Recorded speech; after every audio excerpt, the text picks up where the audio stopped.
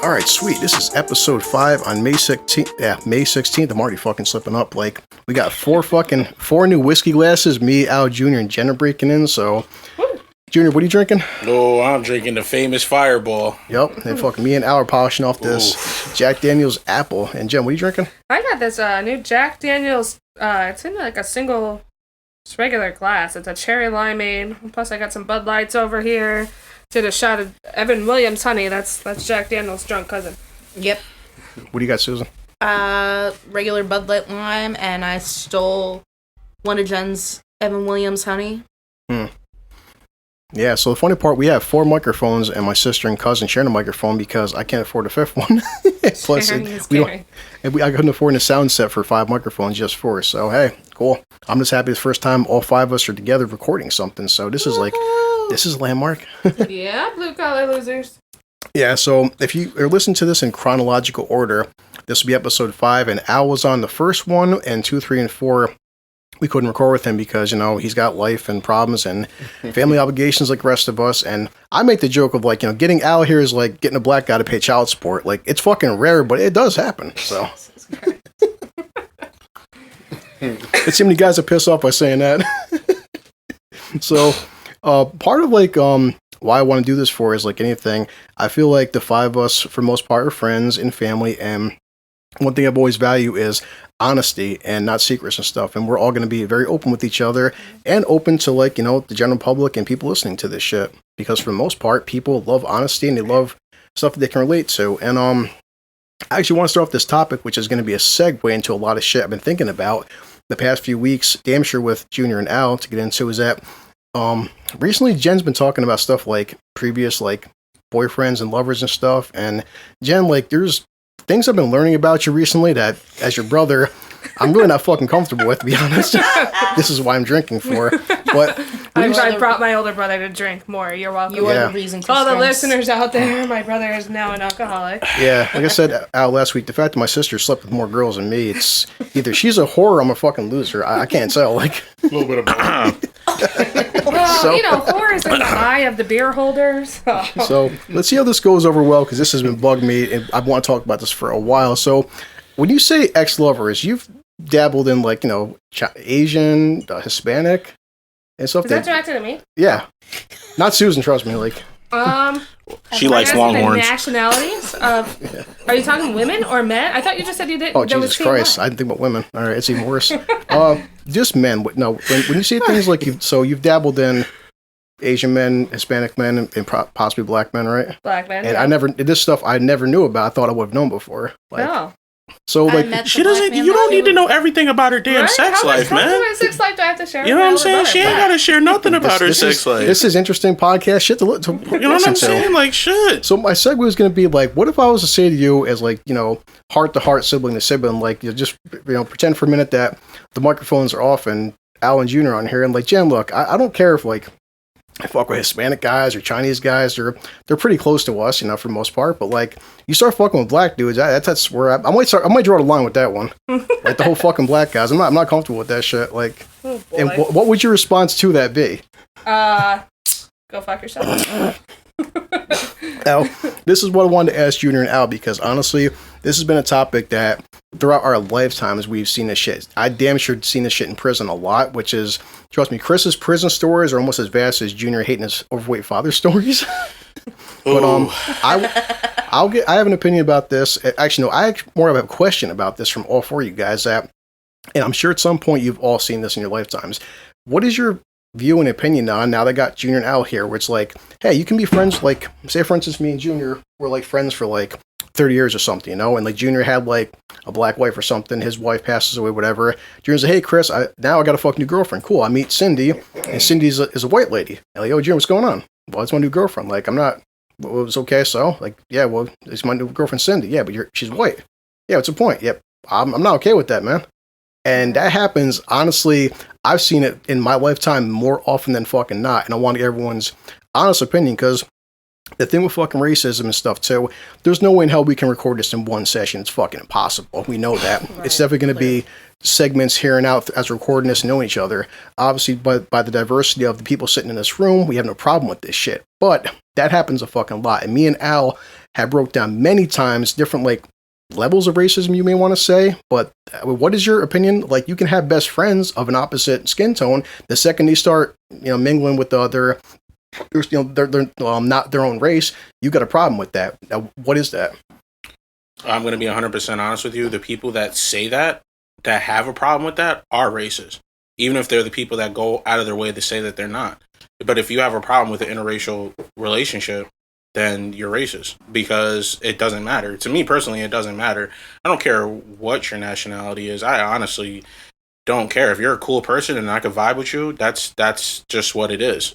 You know what I'm saying? And the thing is, though, and you do see it a lot, especially like there was a post on Facebook. I didn't share it on my Facebook, but there was a post on Facebook that was interesting to me, where it was like this white girl that had like, she had a body on her, like she was crazy, like she had a fat ass, and it was nice, like it was shapy. You saw my post?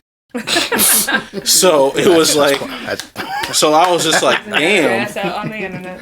I was just like, damn. I was like, that shit was crazy. But what she said in her caption is what sparked the outrage, where it was just like, she was like, oh, black women need to watch themselves, because we're taking all the black men, Okay, it wasn't my post. So it was just like, I was in. Oh, we already know your post is already directed to Mr. Longhorn, but we won't go there.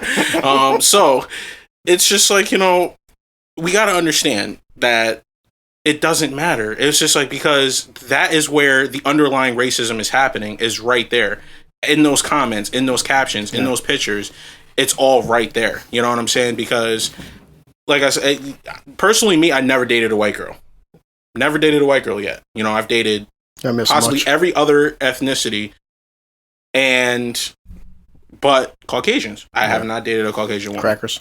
You know what I'm saying? But the thing is, though, is just that, to me, that doesn't matter to me, that I never dated a white girl. You know what I'm saying? It's just the fact that, of all the ones that I met, most of the ones that I meet are like family to me. So it's like, I don't have, any romantic feelings toward people that I consider family. You know what I'm saying? But it doesn't really matter. Like, Chris, you've been my best friend my whole life. Yeah. You've known me my whole life. Unfortunately. I'm 31 years old, and I've been friends with you for 30 years. Like, you've known me since I was a baby. You know what I'm saying? So it was literally like, and you're white. You know what I'm saying? Obviously. So it's like, well, people don't know who's listening to this, but it's just the fact that, I'm hoping my voice might kind of give it away. Like, no, voice doesn't really matter. You know what I'm saying? People, just because you talk your enunciation, in one of the episodes. Yeah, your enunciation of words doesn't dictate what, what's color your skin. I think people they assume the stereotype of accent. That's why. Yeah. It's like if you hear hillbilly, you never think of black guys as hillbilly. I'm not saying they're out there, but when you think redneck, you think some dude wearing a MAGA hat and talking with shoe and, Well, there's black guys with MAGA hats on them. Yeah. So, but it's all over the place. Can I say something? Just yeah, go ahead. Wait. So one is I've definitely been at a bar, feeling a guy like he's buying me shots and he's cute and like with this and that. We go out, we have a cigarette, we're trying to see like if we're gonna go home and fuck, like whatever. And then, they just chit chat and this and that. Or it has happened to me where I've been dating a guy for a couple weeks. Have you ever been with a black guy? Yeah. And then he's like, ugh. Oh, like, I think, there's a lot of like rumors and stereotypes and stuff that black guys are hung. And I think it's more of like an insecurity thing, but I've definitely fallen victim to people, like men being like, shit. I'm good. And I'm like, what the fuck? I've had friends and coworkers and guys in prison. First thing too, it's like they find out like, if they're interested in the girl, they say like, do you ever fuck a nigger? And the second they say yes, oh, I'm touching you. Yeah. Damn. Yeah. But the funny part, but they'll be okay again too. You fuck a Chinese guy, cool. You fuck a Latino guy, all right. You fuck the second you hear that BLACK, now she's off limits now. Well, I'll say this too. When I lived in Florida, probably about 10 years ago now. Shit. One of the black guys I dated, his family, born and raised down south, whatever. His brother married to a black woman, had a black child, beautiful baby. His mom was just old school. She did not like the fact, and people always say the term reverse racism. That's the dumbest thing I've ever heard. It's not. It's just racism. Yeah, It's just it. Facts. So then she, like, you know, with me being, you know, in my early 20s, and I'm like, wow, like, I've never had, like, a Black family, like, kind of put that on me, like, the way a lot of Black people kind of go through that. And I'm like, wow, she legit just does not like me. She does not want me with her son because I'm not Black. Yeah. And I was like, well, fuck me. Before I get to Al, because I said I always love Big Al's breakdown. Like, I mean, serious but kind of serious. If Jen said to me, like, you know, one night she got really drunk, really desperate, and focused on really drunk and desperate, and say she slept with Junior, for example. Now, my first initial reaction is like, not you fucked a Black guy, more like you couldn't find a higher quality of Black guy. Like, all right. Speaking from a person that uses the same line with every girl you talk to on a dating website, let's not go there. I do copy and paste my shit. Okay, let's not go there. Okay. Like, hi, I'm Chris. Trust me, I won't please you, but you know, I got money. Jesus Christ, dude! Like, goddamn. I know I'm a piece of shit. You know what I'm saying? There's no, you ain't gotta really, you ain't gotta put it out there. Let me destroy myself. You know what I'm saying? I don't need somebody to destroy me for me. Let me do it myself. I am a complete piece of shit. Rather you screw Al instead of Junior. Welcome to the instead of Al. The Jen Matchmaker. I'm glad that Susan pointed that out. Because like, at least with Al, he'll probably feed her. Like, how you doing, Al? So yeah. Hey there, Al. So you ever notice Al said, that's what I said, so Jen, Al's one of the guys where he listens, like, he sits back, he doesn't talk that often, but Al, he reads his room, he gets a vibe for it, so when Al talks... haven't even probably met, hi Al, I'm Jen. Yeah. Hi, I'm Al. That's what I said. Even Junior, when we listened to episode 1, we're down here, he goes, Chris, man, Al can fucking break shit down. I was like, I told you, man, Al's just like, I can't say he's like a fat Buddha, because, you know, it's like, I'd say he's... He's more feed me peace and tranquility. Pandemic and I'm out of work. I said to me, Al's more like to say this. I keep telling people all the time on Facebook, and they think I'm joking. Like, listen, the key to success, the key to real wisdom. You understand this? You've listened to this shit. You got to have an overweight Black friend, and that is the smartest wisdom. When I was in prison, the smartest shit I heard was from fat Black guys. They would just sit down and during Scrabble and spades and tell me shit, and I'm like, you guys are fucking geniuses. And like, so I meet Al, and I'm like, the stereotype is, hey, that's a good stereotype. Just if Al dropped 200 pounds, he would just lose all his wisdom. I'm going to refute your statement 100% on this, because I have somebody in my life, his dad, that is definitely not intelligent. And we need to have the understanding right now that is just one person that completely refutes your statement 100%. You really set him up by giving him that fire. Yeah, he did that. I know he did that. It took me 10 minutes to build into the segue of just shitting on Junior for 10 minutes subtly. It's like, seriously, it's like, yo, first of all, you know what I'm saying? You know damn well he has the wisdom of a ferret. So how are you gonna sit there? It's Junior's father. That's an insult to ferrets, by the way. That it kind of is, but it's like, come on, you really gonna go out of your way to sit there and say that? So now we spent 12 minutes buttering Al up. I'll let Al take over. That's the thing. There's really not much I can add to this. There's nothing I could say that everybody has already heard. It's more like your opinions. Like, how does it happen? Where it's just said, you and me can be best friends for 30 fucking years, and the second I find you're banging a white chick, I'm like, yo, that ends our friendship. And that's happened. I mean, I've heard about it happening. The thing is, if that's the situation, like if you and I have been friends forever, and then you hear that I'm dating your sister, and all of a sudden you hate niggers, you know, that's an insecurity. That's a you thing. That's something that you've been carrying for quite a while.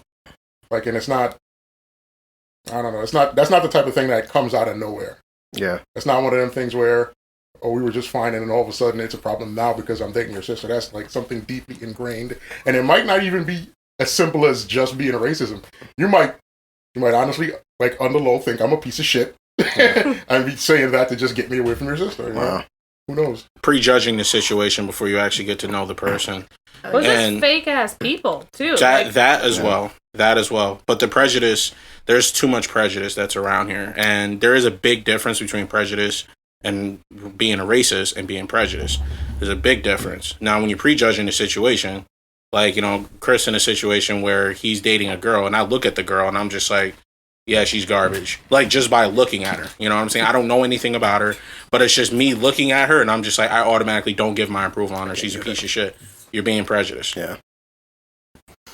Well, then I've also seen people that kind of are that kind of fake personality that would be the type to do that and then say, oh, well, no, I'm not okay with that, Chris, if you're dating a black girl. Yeah. But I'm not racist because my stepdad's black. They like people who are racist always seem to have an excuse. Oh, I'm not racist because my friend's black. Oh, I'm not racist because my stepdad, like this and that. Yeah. When deep down, like, don't tell me you didn't know. Yeah. Like, Exactly.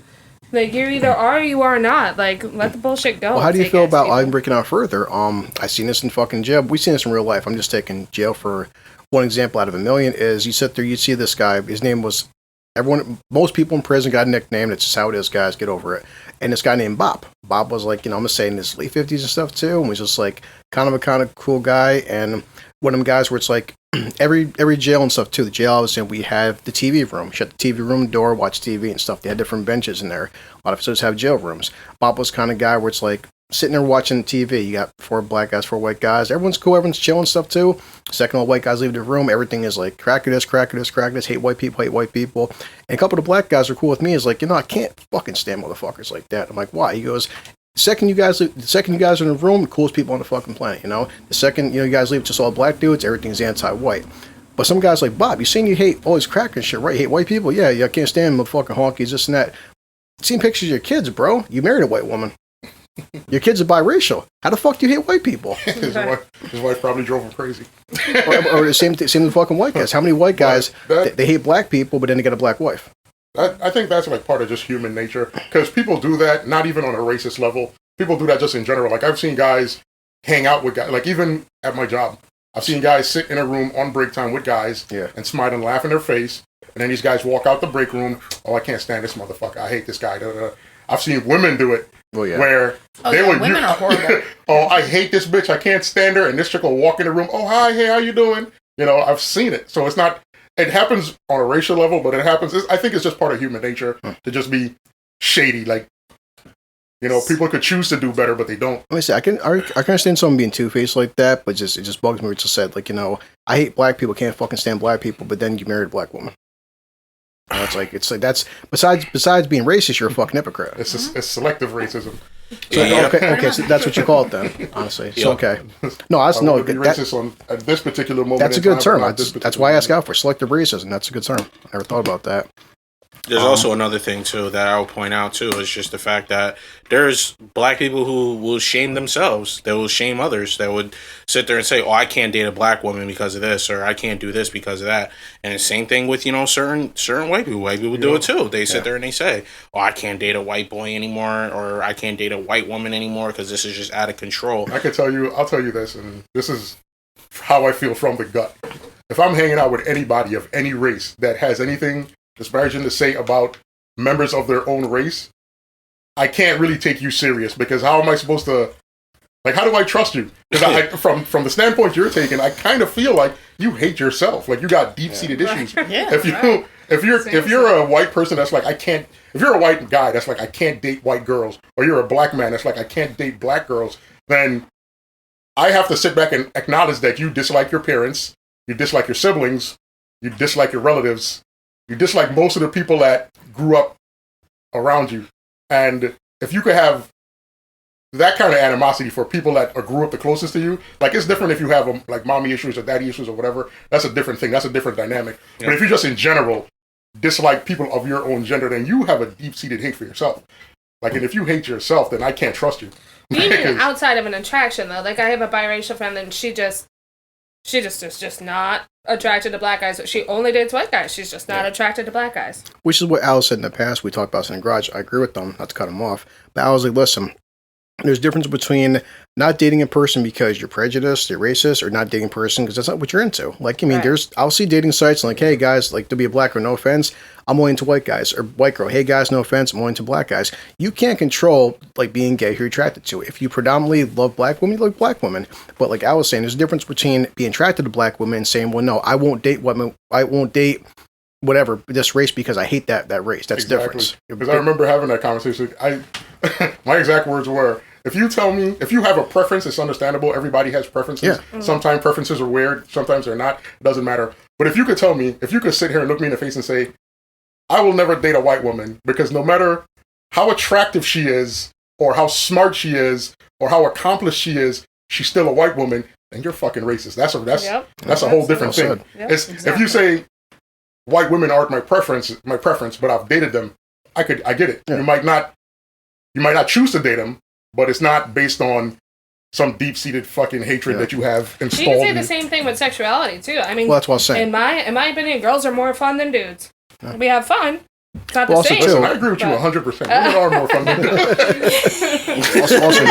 also bigger pain in the ass too. But no, which I agree too. It's like this is with the whole thing with gay and stuff. People through our history, whether it's 2020 or fucking I think 500 years from now, we're never gonna I guess agree and come to terms with and stuff too.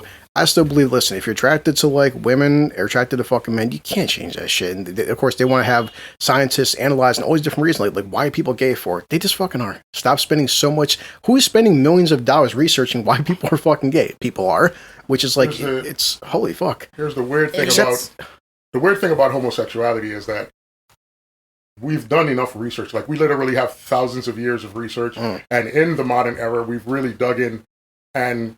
Science has already proven that being gay isn't something that's unique to humans. Yeah. Right? It happens in the animal world. It happens in plants. Mm-hmm. It happens in bacteria.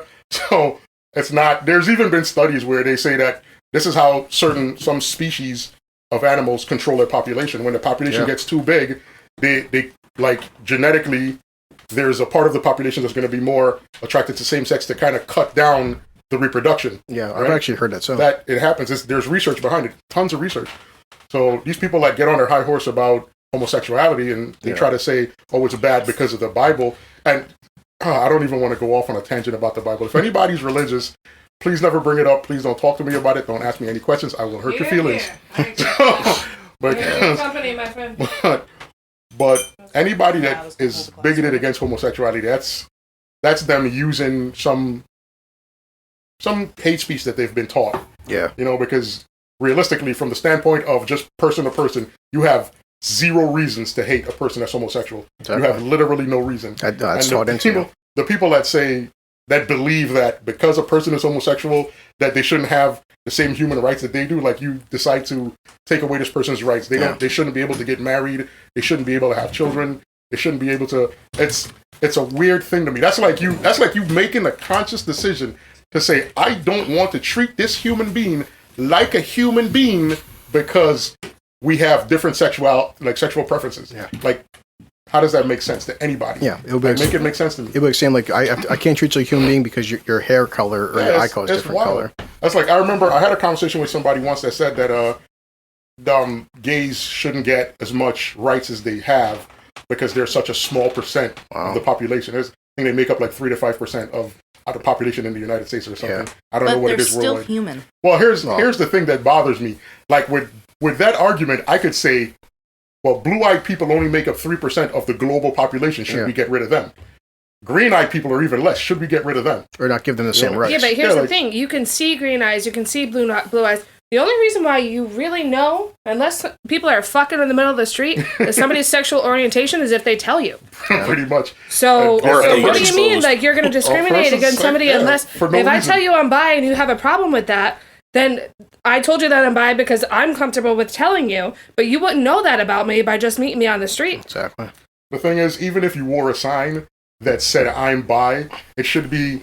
Nobody should be able to say to you, you can't have the same rights I have because of your sexual preference. That's just stupid. On its face, it's fucking stupid. Before we get off that segue, I've said this because I always try looking at both sides of the equation, and I also do things from what I feel like a scientific standpoint and a practical standpoint. So when I'm clarifying this to try not to offend anybody, in case someone finds offense to this, I've always said that, like, perhaps, again, just a what if, just whatever. I don't hate gay people. I've had plenty of gay friends and taking showers with gay men. Trust me, prison is lonely. But I've always said too, just for argument's sake, say what if, like, as a species, males and females are supposed to procreate. That's what we're here for. Any species on the fucking planet. What if, the point of being gay, or whether it's gay or lesbian stuff too, was that something technically was broken inside you. Now, I'm not saying anything's bad about people. I'm not saying I hate people, because the same thing could be said, a person that's born diabetic, a person that's born with one leg, a person that's born with bipolar and stuff too.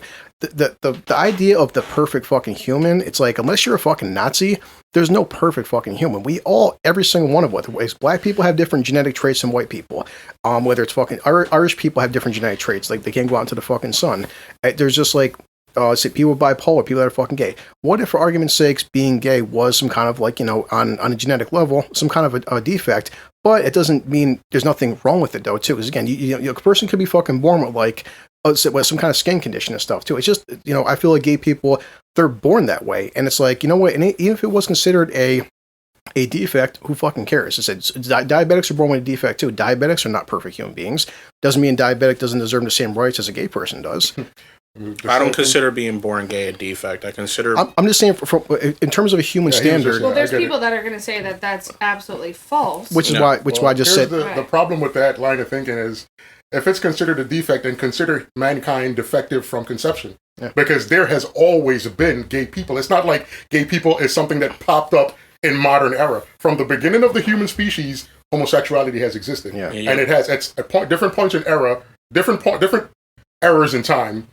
It's just that homosexuality had bigger influences or smaller influences depending on when you were. Yeah. Now, in this era, all of a sudden people want to clutch their Bibles and say, well, in the Bible it says you can't be gay, which is nonsense. It's just people using the Bible to just be stupid. Yeah. Because if you're going to try to use the Bible as, well, first of all, nothing about homosexuality in the Ten Commandments. It's somewhere in the Bible where they say a man laying with a man is a sin or whatever. And if you're going to base it on the Bible, then let's start killing people for violating the Ten Commandments. Yeah. Because the Ten Commandments are actually the commandments of God that he gave to Moses coming down the mountain and said, don't let the people violate these commandments. Now, if you want to be mad at gay people for whatever reason, let's start murdering people as the Bible commands that we should for breaking any of the Ten Commandments. That means you can't lie, you can't steal, you can't cheat, you can't fornicate, you can't covet anybody's wife, you can't do anything. You literally anything that you do that we enjoy now in this modern era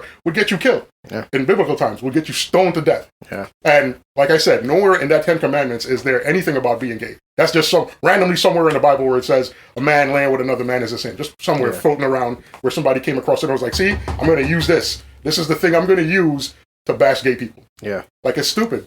That's one of the things that just gets me wound up, because literally people are trying to say that a person born in the same country you're born into that should have the same rights you have should be cheated out of their rights because you don't like their sexual orientation. Yeah. Like, you're telling me when I die, I go to heaven, God is going to be like, are you straight? Are you gay? You're straight? Right.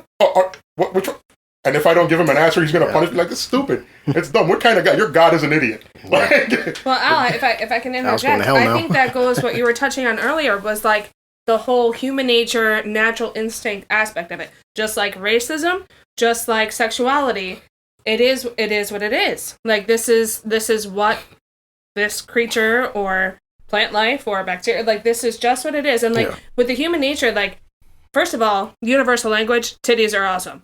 I don't care if you're straight, I don't care if you're male, female, titties are awesome. Facts. And as women, at least in America, I can't speak for women in other countries, we are born, like, what do we do when we're growing up? Like, you want to wear push-up bras, you want your titties out there because it's natural animal instinct to attract the opposite sex to procreate. So you want big titties, you want a fat ass, you want to look good. That's why we have makeup and shit. So it's just natural instinct, and like the same thing. I mean, that's where a lot of racism from natural instinct comes in, is like difference of color and difference of this and difference of that.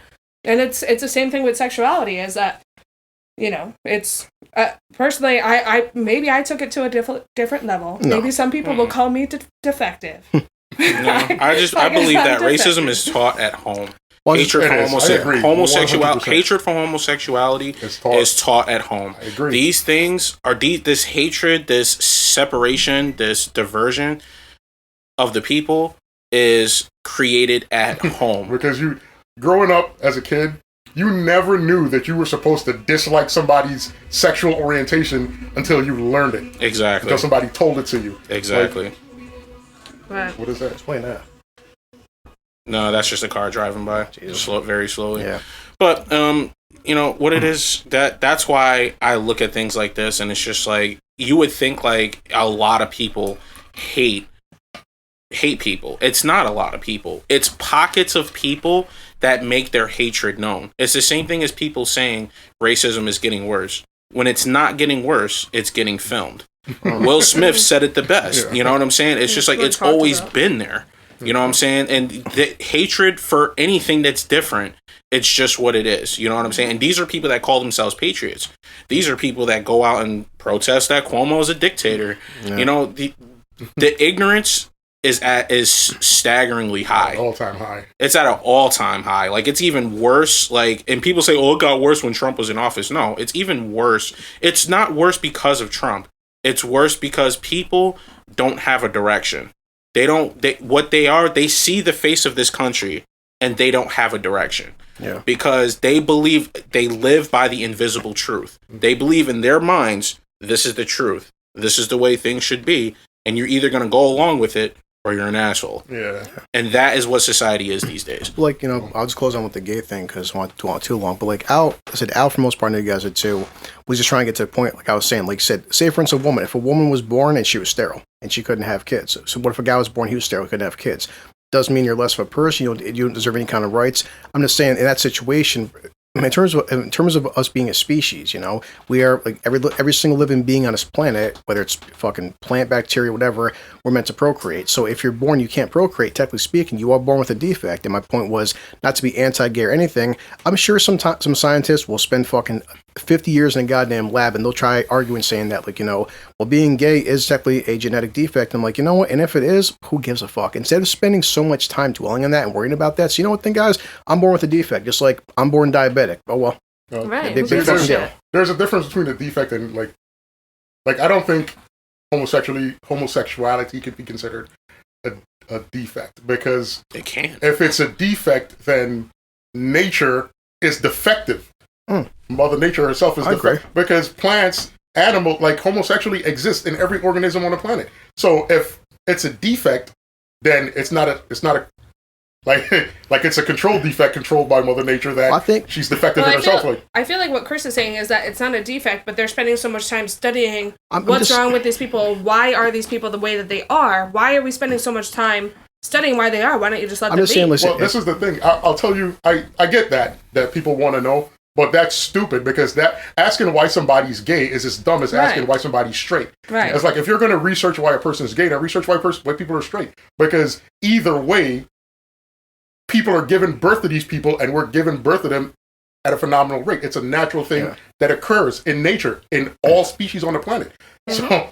So if you're not concerned as to why people are straight because everybody's going to give me the same old spiel, well, it takes two opposite sex to create an offspring, which, but at the same time, in an attempt to control that population, you're going to create parts of the species that don't procreate. They're going to be people born sterile. They're going to be people born that are attracted to the same sex because you're not trying to have just a population of any organism on the planet that just has no stop on its ability to flourish.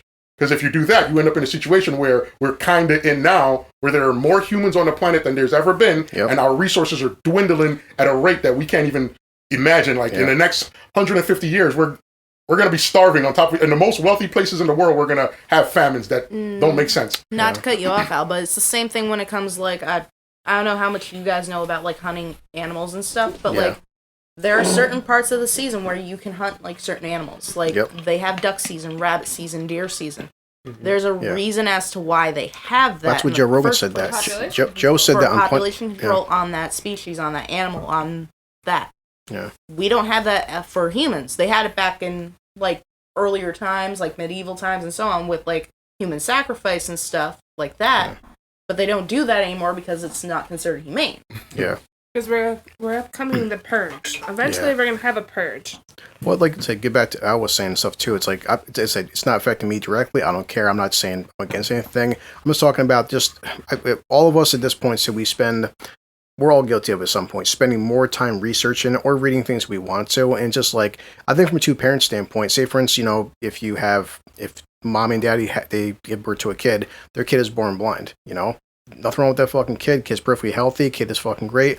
If it's born blind, you tell yourself that, well, the kid is born blind because it was born, you know, as defective. Now, if two straight, like say for instance, you and your partner are straight, your parents straight, there's no one gay in any sides of the family, you give birth to a gay kid. Now, in first year, and again, too, if my son turns out fucking gay, whatever, don't give a shit.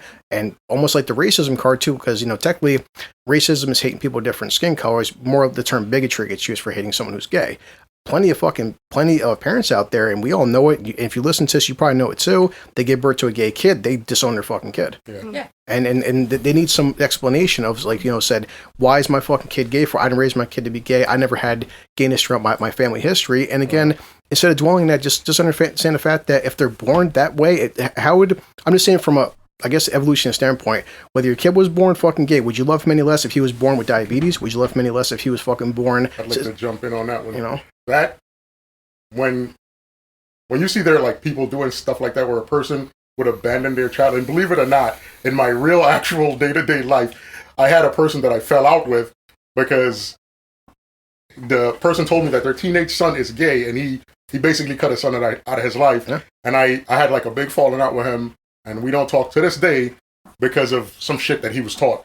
And like, people that do that, they're dealing with something that they've been told their whole lives. Yeah. That's like they've been brainwashed into believing that you can't, like, this gay thing is wrong. Like, it's, you know, this is wrong because you're whatever God you serve has told you that these people can't be like this because this is somehow a mortal sin. And if you like, basically, if you do anything to embrace this lifestyle or help it along or help this person flourish, then you're condoning this great sin. Yeah. So this person, in fear of their immortal soul, will abandon their child, which is the wildest from an animal standpoint.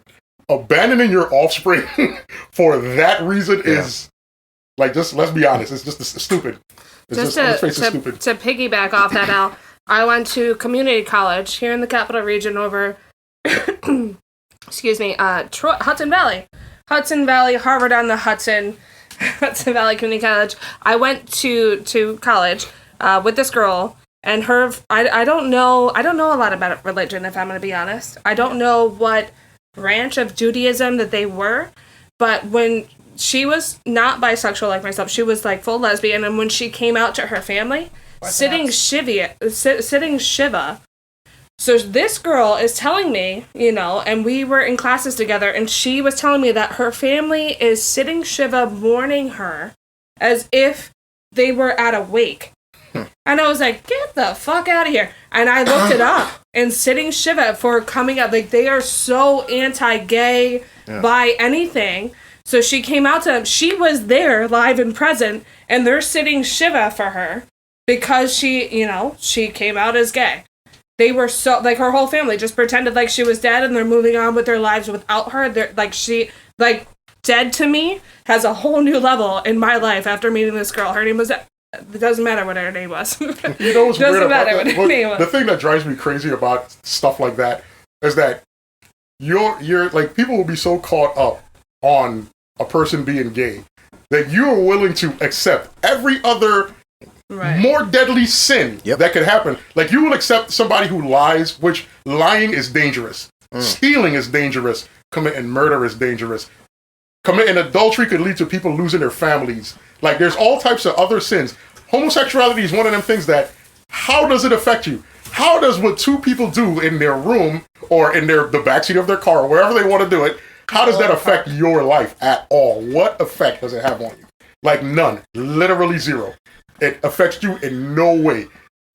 Right. But you let everything else slide. Like, I don't know if you guys remember, a couple years ago, there was this big thing where this guy went to court because he had a store where he made cakes. He didn't want to sell cakes to a gay couple. They went all the way to the Supreme Court with it, and he ended up losing the case. And I'm saying, how is it fair to tell this man, you run a business, you sell a product to the general public, and you've chosen to not sell to this specific couple because they were a same-sex couple. And again, but you had no problem selling to the liars that walked in your store, the thieves that walked in your store, the adulterers, the fornicators, all walks, manners of people walked into your store that literally have broken the 10 Commandments, and you have no problem. But this this gay couple is where you draw the line. Al, that's what I was saying earlier, is that the only reason why that store owner knew that they were gay, he could have went in with his sister and faked it as his fiance. Yeah. But the only reason why that store owner knew he was gay is because they were upfront and honest. They gave that information. Mm-hmm. And then, but at the same time, on the store owner,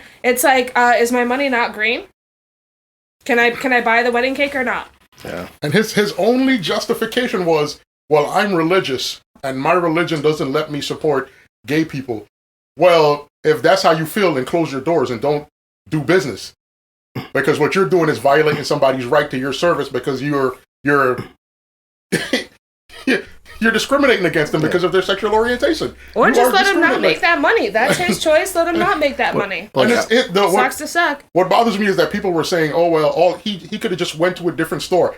That's not the point. The point is what gives this guy the right to violate somebody's, like to just discriminate against this couple. They didn't do anything wrong. They came into the store. They're spending money. It's not like these guys came in the store and just started going crazy and breaking your stuff and destroying your property and you had a right to like call the police or anything. None of that happened. These people came in and wanted to do business. That was it. And this guy chose. He was like, I will not do business with you, even though this is the business I'm in.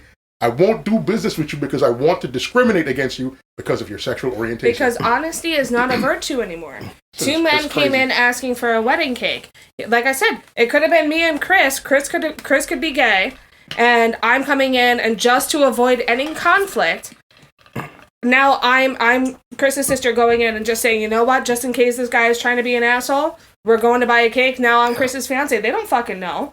But just to avoid that, but like that's what this couple gets for being honest. Is that they came in, they said, hey, like, you know, whatever, like we're gay and this and that, and like that, you know, and it's. Well, it's like I was saying too. It's like people want to bring up the whole religious aspect, but it's like, okay, if you want to say religion doesn't support people being gay, I'm like, okay, then what's to stop religion from saying, hey, how about me and Junior walk into the same shop and they sell me a cake and they won't sell Junior a cake because their religion says we don't sell for black people. Or how would you like it too? And that was the whole thing. Exactly. Listen, and religion has done that for centuries. Like literally, religion has marginalized people for centuries. And it's crazy because the thing I hate the most about religion is like every branch of religion has like their devout followers, right? And depending on who you talk to, everybody else's God is a fake. If you talk to the Christians, oh no, well, Jehovah is the real God, and Allah and Buddha and Krishna and, you know, all the Taoism, everything else is false. You talk to somebody who's Muslim and they'll tell you, no, Allah is the truth and the light, and everybody else is false. You talk to somebody that's Jewish, they'll tell you the same thing. You talk to somebody who worships Buddha or who is Tao, or whatever religion they follow, their religion is real and everybody else is false. So in essence, like I had this argument with many people before where I said, I'm an atheist. I don't believe there's a God anywhere that is doing anything. There's not some magic genie in the sky where you make wishes and he fixes your problem. It doesn't exist. And I've had arguments with different people that are like, oh, well, that's crazy because, you know, because we exist, that's proof of the great miracle. And I'm like, well, okay, well, explain it to me. Because you and I were both atheists. And he was like, I'm not atheist, I believe. I was like, I'm okay. agnostic. There's my argument for you. I'm agnostic. I say, you're not as atheist as I am, but you are atheist. And I break it down like this. I said, okay, you're a Christian. I don't believe in Allah. Do you believe in Allah? They go, no. I don't believe in Buddha. Do you believe in Buddha? No. I don't believe in Taoism. Do you believe in that? Do you believe in Krishna? No. The only difference between me and you is that your God is on my list. Right? Yeah. I have a list of things I don't believe in. You have a list of things you don't believe in. But your God is on my list. I also don't believe in your God. That's the only difference. And people get upset. They don't like it, but it's the truth. Religion, when it comes to religion, if I could actually go through history and tell you the starting point of your religion to where it is now, like I could actually go back in era and say... It's population, it's community control, 100%. It is. I'm not going to argue with you there. That's all it was made for. And it just got out of control because it got to the point where these guys were like, well, this is my religion and I'm not getting rid of it. And these guys were like, well, this is my religion and I'm not getting rid of it. And then these two religions just started to fight because they wanted superiority and it just got out of hand. And the thing that was crazy is, like, if you ever do any real research on Christianity, Buddhism, and not Buddhism, Christianity, Judaism, and Islam, those three religions came from the same place. Yeah. They all came out of the teachings of Abraham. They're all related to each other. And right now, they're fighting for supremacy on the planet of which religion is the true one. Yeah. That's the thing, too, is that so many people are now, too, because, let's be honest, too, this country, at least America, was predominantly, founded in Christianity and Catholic beliefs and stuff. So, and they have a big issue, obviously, with terrorism and stuff and Muslims. But again, back to the whole thing, it's like if a gay couple walks into buy a cake, well, my Christian belief says I can't serve a gay couple, okay, then fair enough. Now, would you be, if you were that cake owner, would you be okay if you went to, say, a farm and this farm was made by Muslim people, and these Muslim people said, well, based on our belief in Allah and stuff too, we're not going to serve you because you're white. How would you feel? It's because they're discriminating you as much as you discriminated those gay people. It would spark a national outrage because of the fact that they would go on social media and they would say... It's the whole thing of hypocrisy. Yeah. It's because they'll go on social media and they would say, oh, these people denied me because I'm not Muslim and I'm not, I'm not of their, I'm not their color, so they denied me. But then you just denied somebody else because they're gay or that they're black. But because it happened to you... This is when I go back and I say, like I've said this time after time again outside of this podcast, and I'll say it here. People don't care much about anything until it directly affects them. Oh, definitely. It's like, that's pretty much just what it is. It's like, when it comes to the whole racism aspect and things like that, like me, for example, little short life story about me. I've been arrested a lot. Have I been charged with anything? I'll drink to that. You know what I'm saying? Now, is that because of your own actions or because of the color of your skin? No, it's because of my own actions. Now, according to the internet, that's wrong. It's because you're black. Now, here's the thing. Though. There was times that I was stopped because I fit the description. You know what I'm saying? I can say one thing. I am uniquely ugly. There's not a lot of people that look like me at all. Like, welcome to the club. You know what I'm saying? I'm taking a drink to that. Like, I am uniquely ugly. You're not gonna just sit there and stop me out of nowhere when I'm on my way to work. I had a yellow at the time. If you were working at ShopRite, you're wearing a yellow shirt. So that was years ago, and I was stopped because there was a robbery 2 streets over, but I fit the description of a bumblebee. You know what I'm saying? So what ends up happening is just like, people don't get that, you know what I'm saying? There's all matters of it. When you look at religion, when you look at the discrimination because of religion, discrimination because of your race, discrimination is everywhere. I heard about that case, about that cake owner. And there was actually a lot more to it than just the fact that they were gay. Yeah, there was a lot more to it. I mean, that was the overall premise, but there was a lot more to it as to the reason why that he refused to sell to them too. And a lot of people obviously don't want to talk about that. Obviously the premise behind it was that they was gay. He was against it, so he didn't sell it to him. That was the whole idea behind it. But also too, it was the fact that they were apparently they were very rude. They were disrespectful and things like that toward him when they walked in and stuff like that. Like they threw it in his face and they said, well, you're not going to do this for me because of this. You're not going to do this for me because of that. What a lot of people don't realize as well is that when you throw something like that into somebody's face, you can't expect somebody to immediately be okay with it. I'll say this. If he said, I'm not going to bake a cake for these people because they came into my store and they were rude, I would defend that premise to the death. Because if I own a business and you come into my business and you disrespect me or the people working for me, I'm not going to serve you. Exactly. And I would stand behind that premise. Yeah. But when you make it about these guys are homosexual, you change the argument. Exactly. Was it him or was it the media that spun it that way, though? It was the media that spun it that way for the most part, but he did mention the fact that they were gay. He mentioned it, but he didn't outright refuse them because they were gay. When he went to trial, his argument was specifically that he doesn't want to serve them because they are gay, they're homosexual, and his religion forbids him from serving them or whatever the case is. That was the argument he used in court. Yeah. And like I said, if he said these guys came in and they were rude, they came in and they started talking down to me, talking down to the people that work for me, they came in and disrespected the shop, and I don't want to deal with them or their attitude, I refuse them service to anybody. I'm behind that 100%. Yeah. 100. Don't serve them. Call the cops, kick them the fuck out. I get it. But don't make it about their sexuality. Yeah. Because at that point, you're doing a whole different thing. Right. Even if they were wrong, you now make it something else. You turn it into a thing where you're discriminating against them, and even if they were assholes, now I'm just not going to side against them because you're targeting them for something they can't control. Right.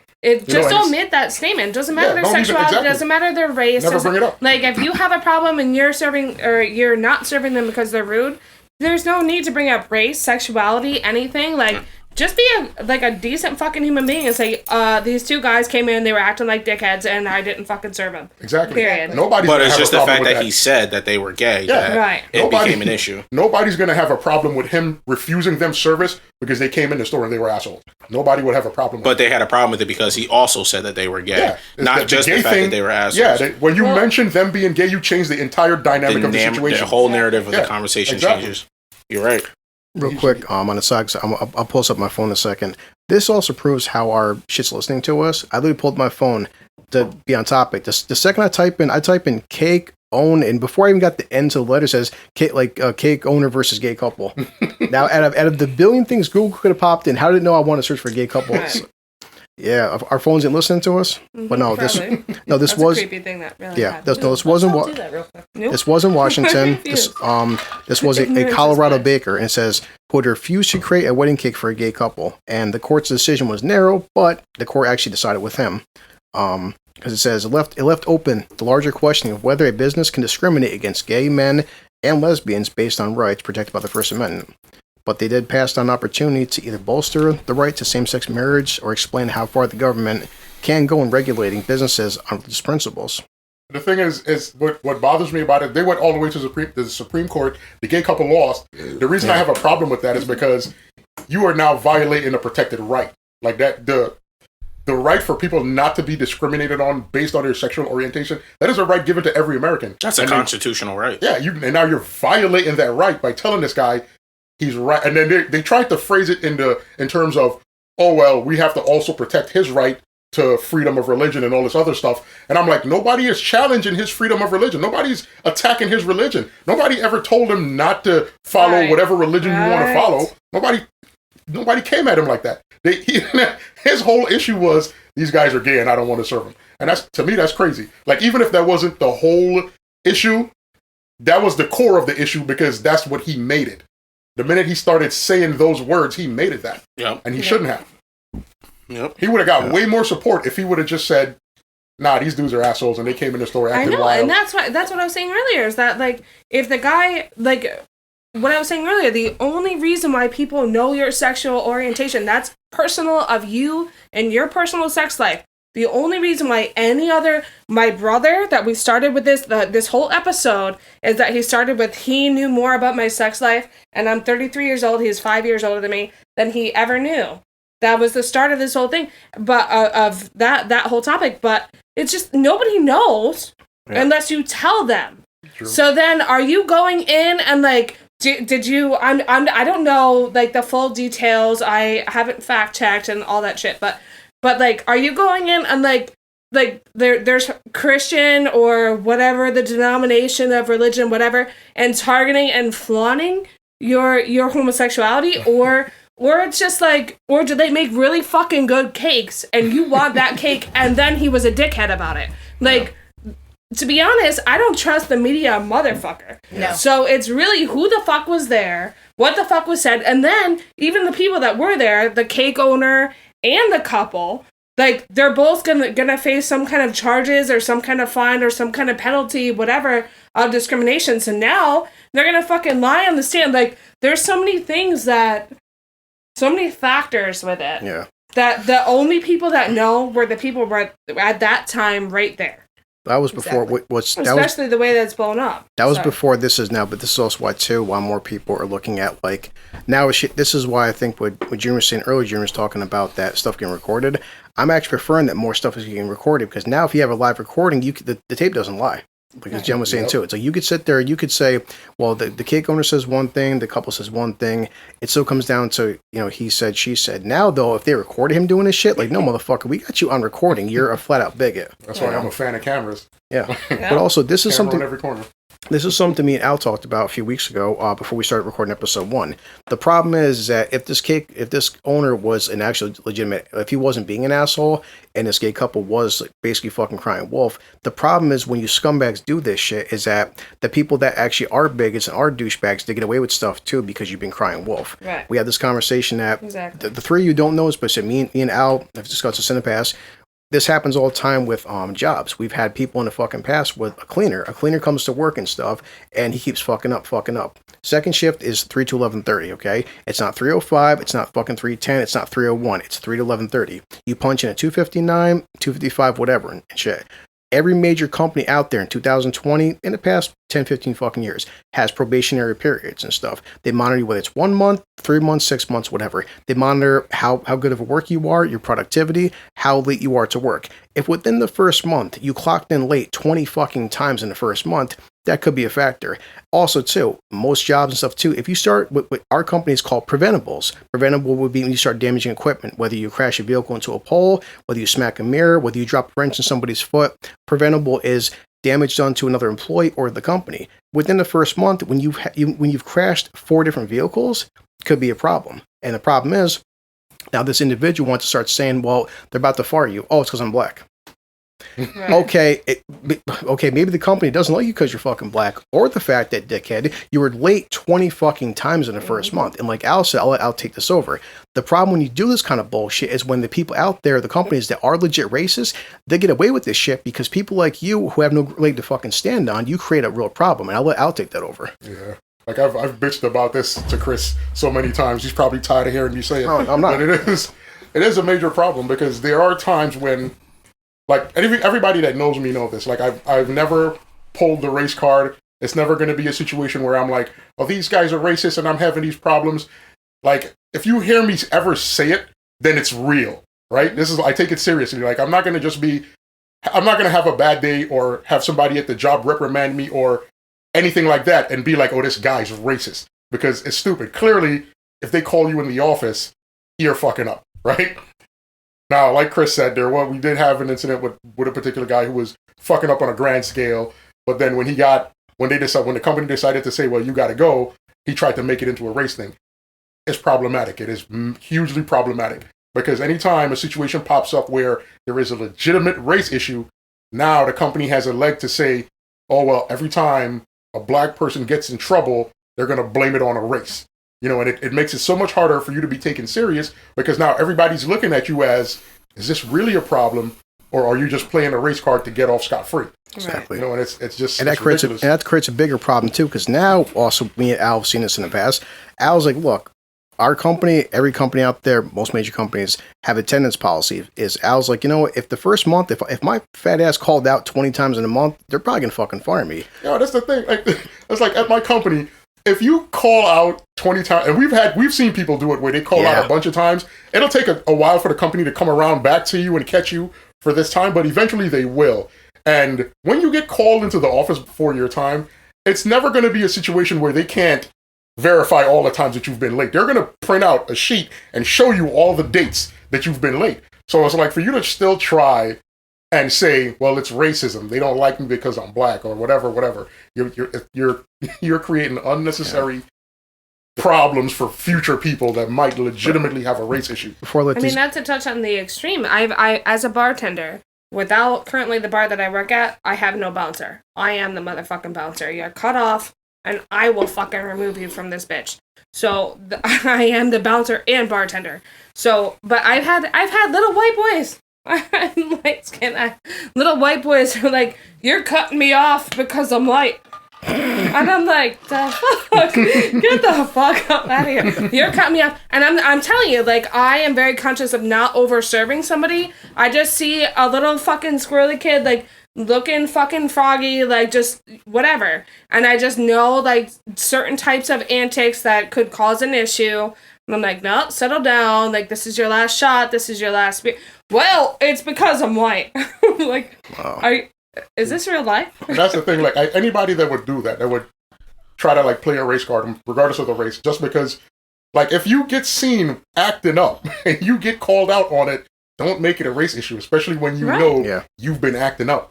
Like, don't play the race card, because you're hurting people that's gonna actually have an issue, and they're gonna be in a position where they have to use this race card because it's a real race issue, and they use it, and then it's like, oh well, we had 3 or 4 guys in the past saying the same exact thing, and we could prove that they were fucking up, you know. And now you just look like an idiot, even though you have an issue. See, and that's what we were talking about earlier. I would have looked like a white girl kicking out 4 white guys, So now I'm a white person that's prejudiced against white people because I'm kicking them all out of the motherfucking bar. Before I end this and move on, but that's like us, like me and Al said before. The problem is like when all these fucking assholes keep crying wolf, you fuck it up for everybody else and the future people who have legit problems. Because then also too is you cause animosity. You cause animosity in the garage because someone like Al who comes to work every day, he's never late, does his freaking job and stuff too. Then you got Joe Blow next to him who's black. He's constantly calling out and fucking up. And then he says, and then the company though turns into sometimes a PR issue because we've seen this before too. We've had certain individuals I work with. Why is this dude calling out? He's called out the past. Well, okay, we have Saturday and Sundays off. He's called out the past 19 Fridays in a row. And a second, the company says something, oh, we guys trying to fire me because I'm black. And then sometimes the company, now they're scared to fire his ass because they're like, well. Because he pulled that card. But then but then it makes Al look bad because Al's like, no. He's like, I come to work all the time. I've called out at one point, Al, I think, missed one work day for the entire fucking year. One work day. And he called him to the office. Now, I said, so-and-so next to me is working with me. Dude, you called out the past 35 fucking Fridays in a row. And they haven't called into the office, but they called Al into the office with one. And you guys are same skin colors. You can't play that race card bullshit because technically speaking, they're actually favoring you more than Al because you know what? Al's being a man, take responsibility. See, guys, I called that one time this year, no big deal. But the other guys trying to pull this, woe was me card. Well, you guys targeted me because my skin color. No, because we're treating Al pretty fairly with his one call out. Your 19, 25, 30 call outs don't kind of even out, pal. But it's just shitty people being. Sorry, go ahead, Junior. Oh no, I was just gonna say it's because people use this racism card now instead of empowerment, which we should be doing. They're using it to be victims. They're trying to victimize themselves rather than empower themselves, and that is the biggest problem in this current generation is because of the fact that when you look, and it's what like when we talked about when the podcast first started, we were talking about like relationships, like interracial relationships and things like that. How somebody would say, I can't date a black girl because a black guy says I can't date a black girl.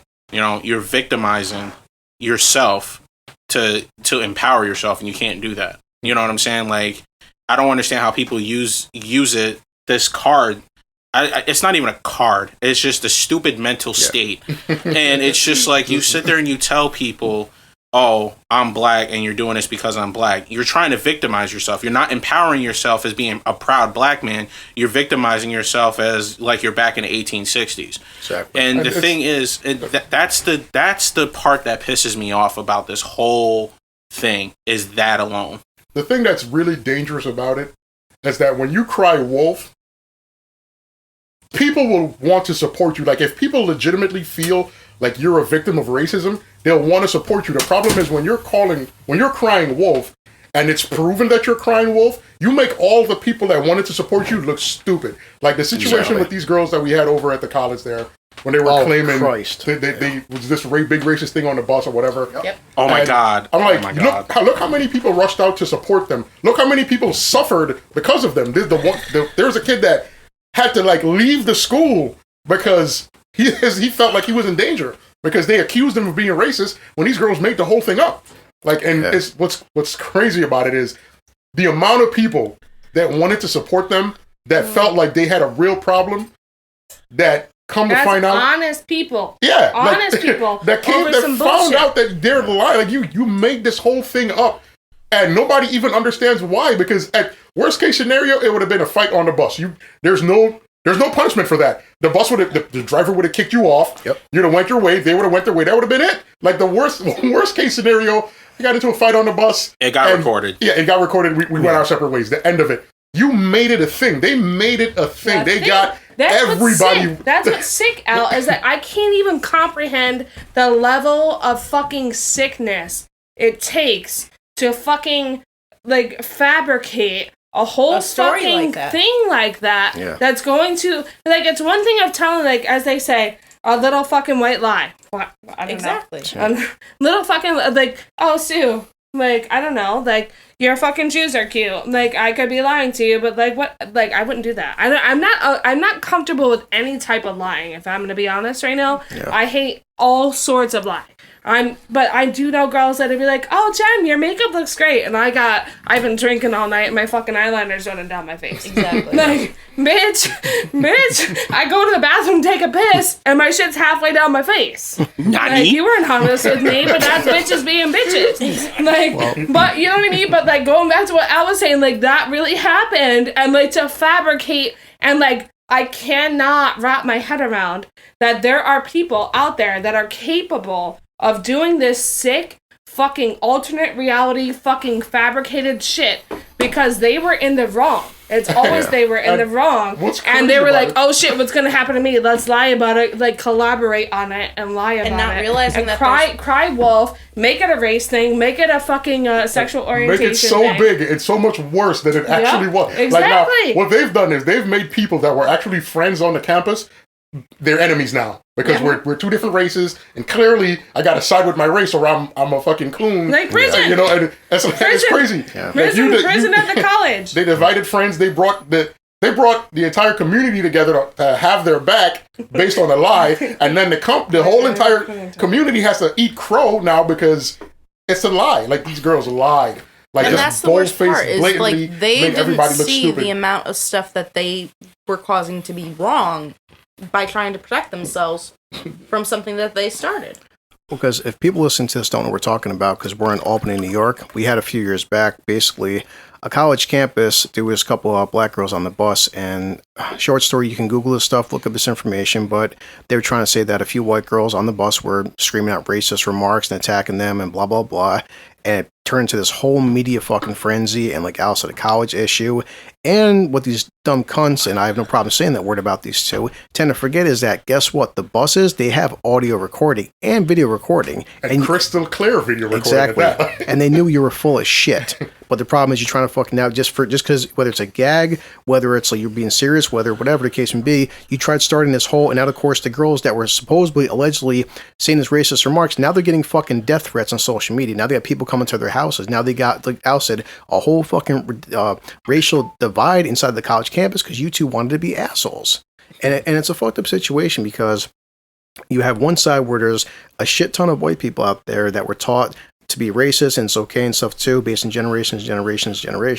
But like Junior was saying, now though it's becoming the fact that you spent your whole life hearing about your parents, your grandparents, your great-grandparents, all their struggles, your tribulations, what they went through. Now it's turned you into playing the fucking victim card. When all reality, look, if you're 20 years old, if you're 15 years old, even if you're 30 years old, you don't know. You have no comprehension of true fucking racism. Your stupid ass was not born on a plantation. You were not fucking whipped to death. You were not fucking raped by your white owners. You were not fucking hosed down in the goddamn fucking streets. You have never in your lifetime walked up into to a fucking local park and bathroom and it says colored and whites right on the fucking water fountain. The racism nowadays is so goddamn tame, and compared to the history of this country and even this fucking planet, you guys have nothing to fucking bitch about. So when you sit there and you cry this false racism victim bullshit, what you've done is you've disrespected your parents, your grandparents, your great-grandparents, your ancestors who fucking bled and died for the fucking freedoms that you have nowadays. This will be a separate podcast. Al said this to me a few weeks ago. The thing with fucking females nowadays, it's like Jesus Christ, and I'll let Al take this over. Women nowadays, in comparison to the history of our fucking species in America, have never had it fucking better than they got now. The shit you women are fucking complaining about in 2020, your stupid asses are lucky you weren't born in the 20s, in the 50s, and the fucking 1800s. Alright, settle the fuck down. Talking to me like that, bitch. Oh, I mean, that when we had that conversation, I was going through some bitter things. Yeah, but you were right. No, you're so right though, Chris. It is true. You're so right. It is true. You're so right. And like a lot of the fucking feminist movement, like be careful what you wish for. I'm out to hear. What? Jim was just all up in them like eating it. Oh, this is coming from a nation where they were literally, because you knew math problems, they would tie you to a fucking stake and burn you alive. And you want to bitch because your boyfriend makes 10 cents an hour more than you? It's like, seriously. But like, I'll let Al do a quick 5-minute segment because, no, be bitter because what you said was 100% fucking legit, Al, when you mentioned following this girl on, was it YouTube or Instagram you said? Well, which one was that? Remember you said the girl who's from another country, she came over here? Oh, I forgot her name. She's a Middle Eastern chick that said when she was talking about her life over here as opposed to the life that she lived where she was from originally. She said she looked at the way women live here, and she was infuriated by the things that women complained about. She was upset about it.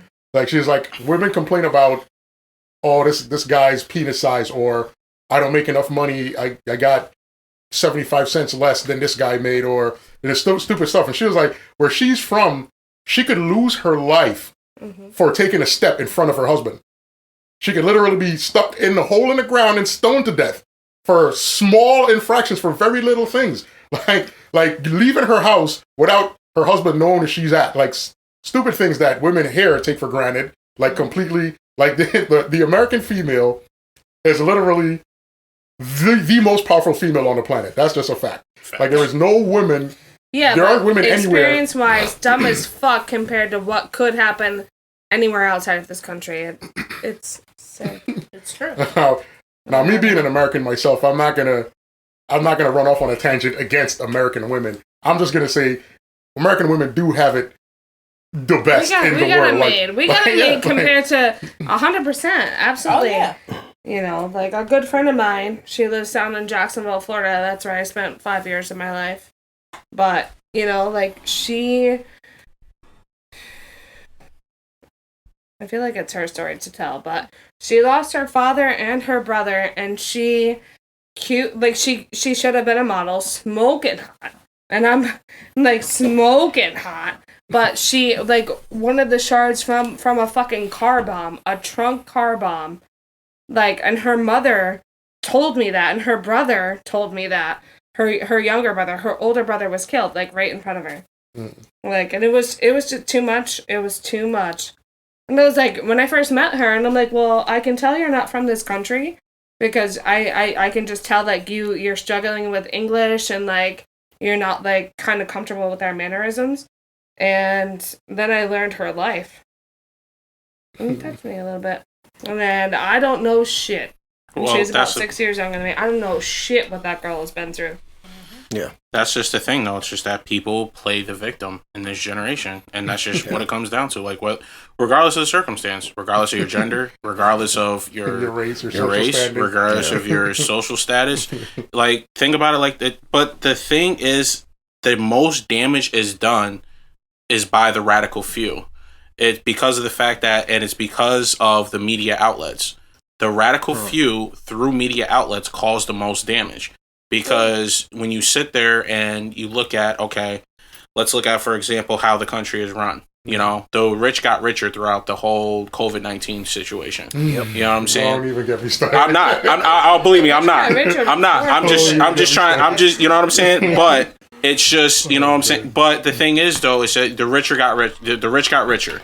You know what I'm saying? Poor got poor. You know, poor got poorer.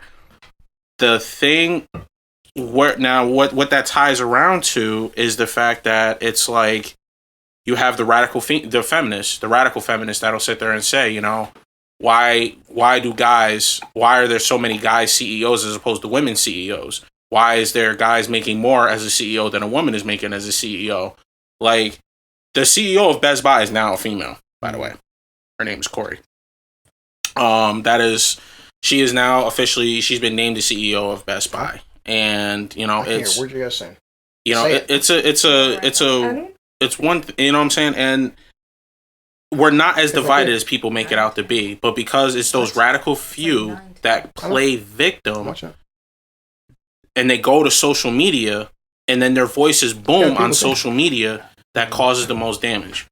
And that's to me what it is. And that's why this is we're such a divided country as a whole with, you know, discrimination, with, you know, racism and things like that. When Will Smith said what he said, remember when I said that, you know, racism is getting filmed, it's not getting worse. You know, it's the same thing with, like, feminism. It's not getting worse, it's getting filmed. It's the same thing with, you know, it's the same thing with anything in this country, it's now getting filmed. Anything that Donald Trump says is getting filmed, so people use it against him later on. Don't get me wrong, for good reasons, because he needs to take accountability for his actions, and he never does. Kind of a dick. But it's just the fact that, you know, people got to understand something. It's just that it's not a lot of people that have these mindsets that we speak on. It's the few that make the loudest noise. That makes the loudest noise, that does the most damage. Yeah, because somebody recently said on Twitter, or an article I said, it's like people talk about, well, Twitter, this person gets X amount of likes, X amount of views, so and so, and they're like, they break down like, listen, Twitter makes up 1.5% of the fucking entire population in this country. So it's like, just because 10,000 people on Twitter agree with something, oh my god, the entire Twitter agrees. It's like, no, those 10K fucking people don't count for the 350 million people in this fucking country. Absolutely. Yeah, exactly. So it's the select few that have the bigger voice. You guys are leaving? Yeah, we out. Oh. So You know, we need to have a couple of beers and we have to break the seal. It's unfair that I haven't been maybe offered a Fuzz will beer. still be here recording when we come back. why don't you just Al says he wants to. are you It's unfair that I haven't been offered a beer. Are you guys coming I back didn't know or? you drink beer. Nobody else drinks didn't- beer. Come right back. All right. Didn't Yeah, know. we'll have I Jen feel still like on you just drinking. challenged me to a wrestling match. So have Jen still on drinking. She starts drinking, she starts getting loud. I used to be on the boys wrestling team. When she starts and drinking, to she be starts getting completely loud. honest, That's what I'm saying. Jen? Yeah.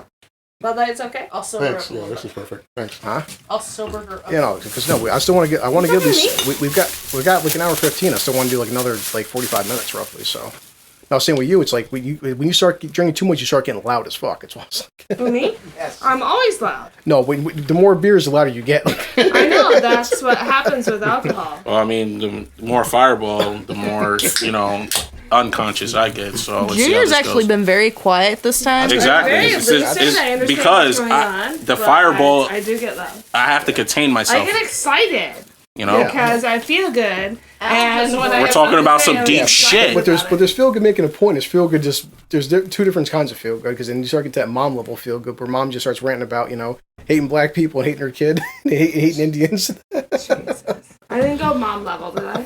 well, Not yet. That's Did what I I'm worried go mom about. level? well, No, but in the past too, when if you're drinking and she's had a couple fucking beers, it's going to turn to a war. I'm I don't just want to deal loud. with tonight. I'm just loud. Yeah. as long as you don't There's turn a difference. Chris, You as can long tell as you don't turn it to the when Mark you're level when you try to talk to girls under the influence, then we're okay.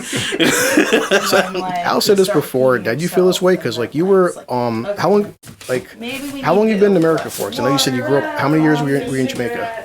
Jamaica. I'm not Jamaican. Or what the hell? I'm Stop calling me Jamaican, Chris. All right. because all the fucking Jamaican food you eat. That's why. I am from an island. I'm from the United States Virgin Islands. Because you like Jamaican food. That's why I'm saying. Like, I love Caribbean. Who doesn't like Jamaican food? Well, Jamaican I'm food just is saying. awesome. yeah. Well, my point was Al said this a long time ago, which I agree with 100%. That it's definitely I think different spots in this country, but Al to break this down, where it's like it seems like if any fucking nation, maybe it's because we're the loudest, most ignorant, but like as somebody who wasn't born here and raised here, essentially, you said yourself too. You've seen this more in America than anywhere else too. This country is fucking obsessed with race. Yeah. Compared to other fucking nations, and how do you feel as somebody who wasn't technically born here and you came here? Well, I grew up on a small island. The population of the island I grew up on is very densely populated by blacks and Hispanics. There are white people there, but the white people are the minority by far. It's like very, very small percentage of white people. So it's mostly blacks and Hispanics. So experiencing the racism on like a grand level is something I didn't really do. Like where I grew up, you were practically almost an adult before you started to notice the difference between you and your neighbors. Yeah. Before you started to see that racially we're different. Like I'm black and this person might be a way lighter color, might be closer to white or whatever. But like you don't really it's not a thing that separates us. Like there will be issues where somebody will make comments about you being black or comments about you being Hispanic or whatever reason because of stupid shit we've heard from the last generation. Yeah. But I could tell you literally growing up on that island, there has never been a great racial divide in terms of the blacks and Hispanics. It just didn't exist. Yeah. Like for the most part, they were so intermingled that it like in terms of looking at them and telling them apart by simply skin color, it became difficult because a lot of the people that are my skin tone that are really dark speak flawless Spanish. Yeah. And a lot of the people that are really fair skinned, they have like they grew up on an island with the deep island dialect, and their kids are probably going to be mixed because Hispanic and blacks like intermingle on a deep level all the time. Like there's Hispanic women like black men,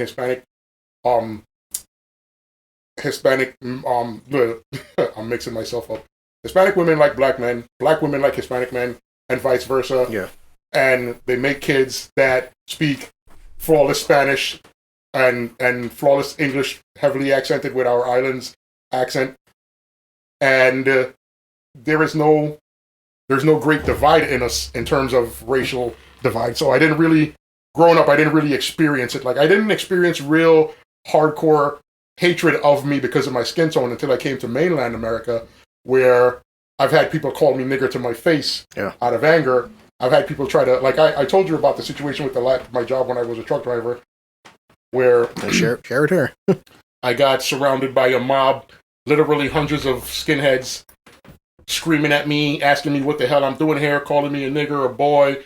They did over $13,000 damage to the rig that I was driving, and I had to take that rig back to the terminal to be repaired. Damn. And I had to, like, in the process of all that, in the process of being terrified, of knowing that if these people get their hands on me, I'm probably going to die tonight. Yeah. In the process of knowing that every instinct in me is telling me to just hit the fucking pedal and go, regardless of who's in front of me, knowing at the same time that these people are alive, they're human beings, and they may be misguided, but I can't just kill people because I'm in panic mode. Yeah. Even though everybody that's heard this story, from the people that I've worked with, my dispatchers, my supervisors, my friends, everybody said, yo, you should have just hit the gas pedal. Yep. Like, I'm like, listen, trust me when I tell you, my instincts told me to do that. Everything in me, I was fucking scared. Yeah. Like, I'm in a rig and these guys are bashing my windows out, ripping my lights out, tearing parts off my vehicle, and they're screaming at me, and I could feel shit coming in the window. My windshield is all fucking spidered. I could barely see through it.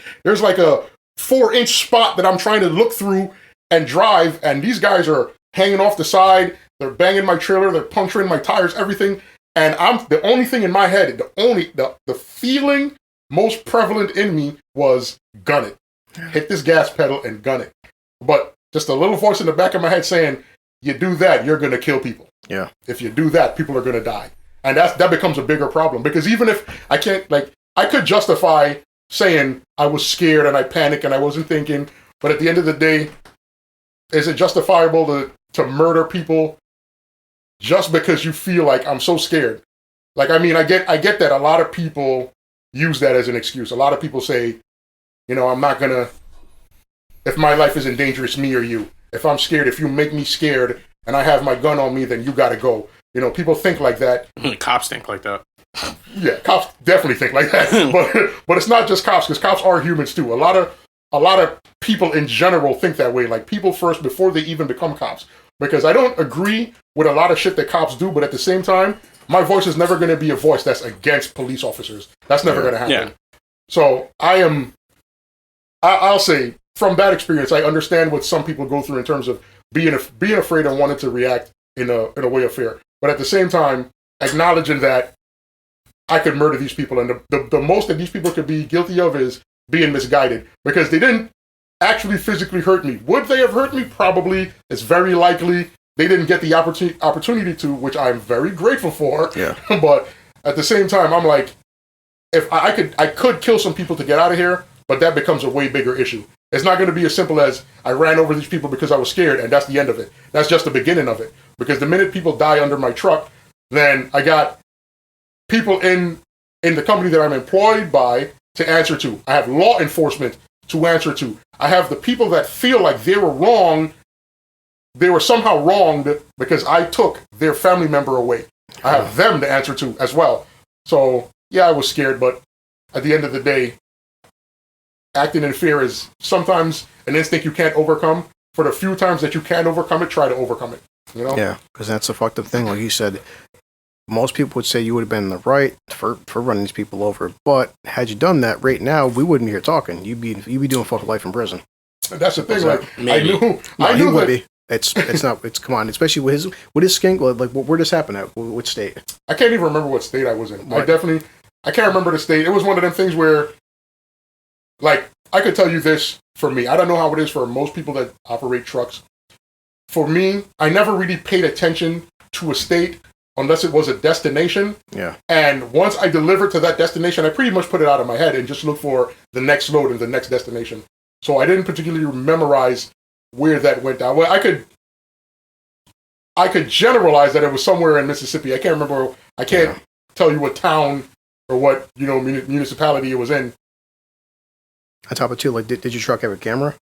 Nah, you didn't. That's what I'm saying. So it comes down to like this. Depending on the state Al's in, say for instance, state is a fucking all-white judge, all-white fucking jury. Then on top of two, okay, say for instance, he runs over 5 people, right, and say 4 survive. Then it comes down to, is there any footage recording this too? Then those 4 survivors will say, you know what then, in some mad racist fucking rage, he ran over 5 innocent white people, and they damaged his truck to defend themselves. And it's amazing how it will get twisted around and said, and he'd be doing a fucking triple life sentence over that shit. It would have been my word against theirs, and they would have won.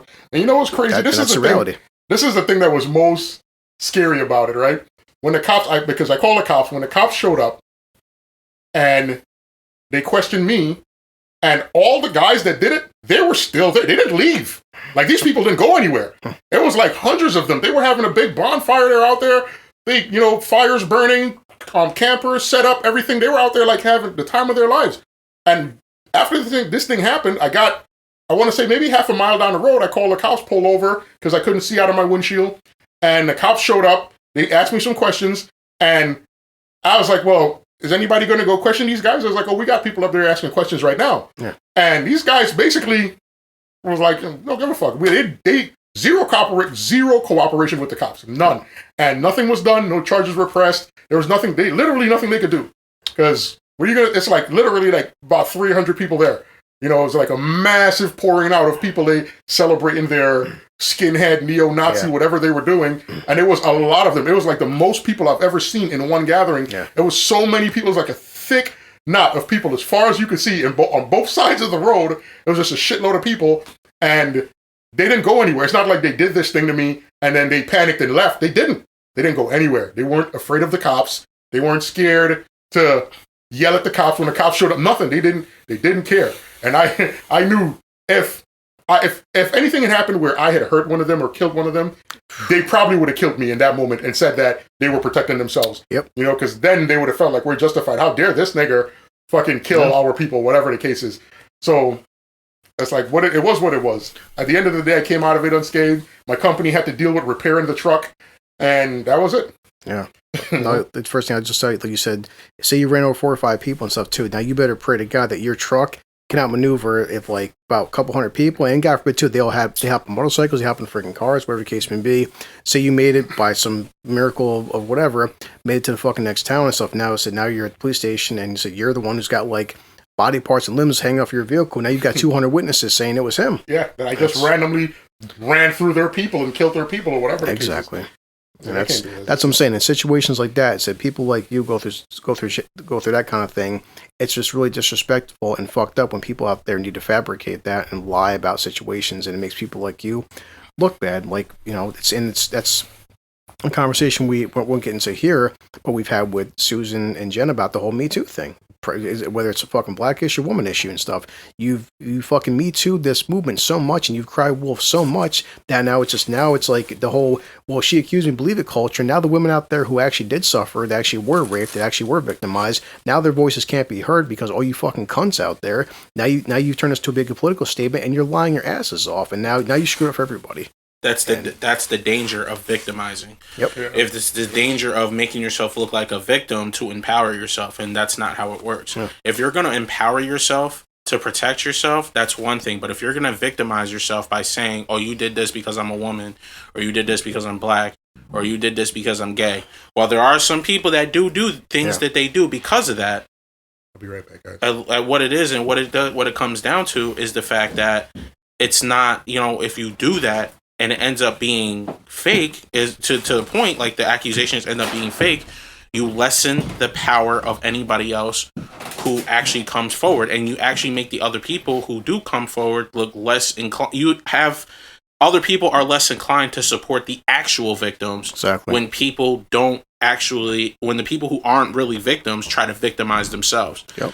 And that is the danger of victimizing your situation, pulling your card in a sense, rather than empowering it, because people don't understand that. Just like the boy cried wolf. Yep. Simple as that. Simple analogy. So, instead of just us two would take, I'll pause it for a minute. I'll get back here and Jen and Susan, because I still like to get some more opinions besides just the two of us. Yeah. Now the term, I've only started using the term biracial or multiracial because it's like a buzz term now and shit. Our entire lifetimes, we've used the term mulatto. We always fucking have. It's how we explained or recognized people that were half white and half black. Now it's like, oh, that's an offensive term. Since when?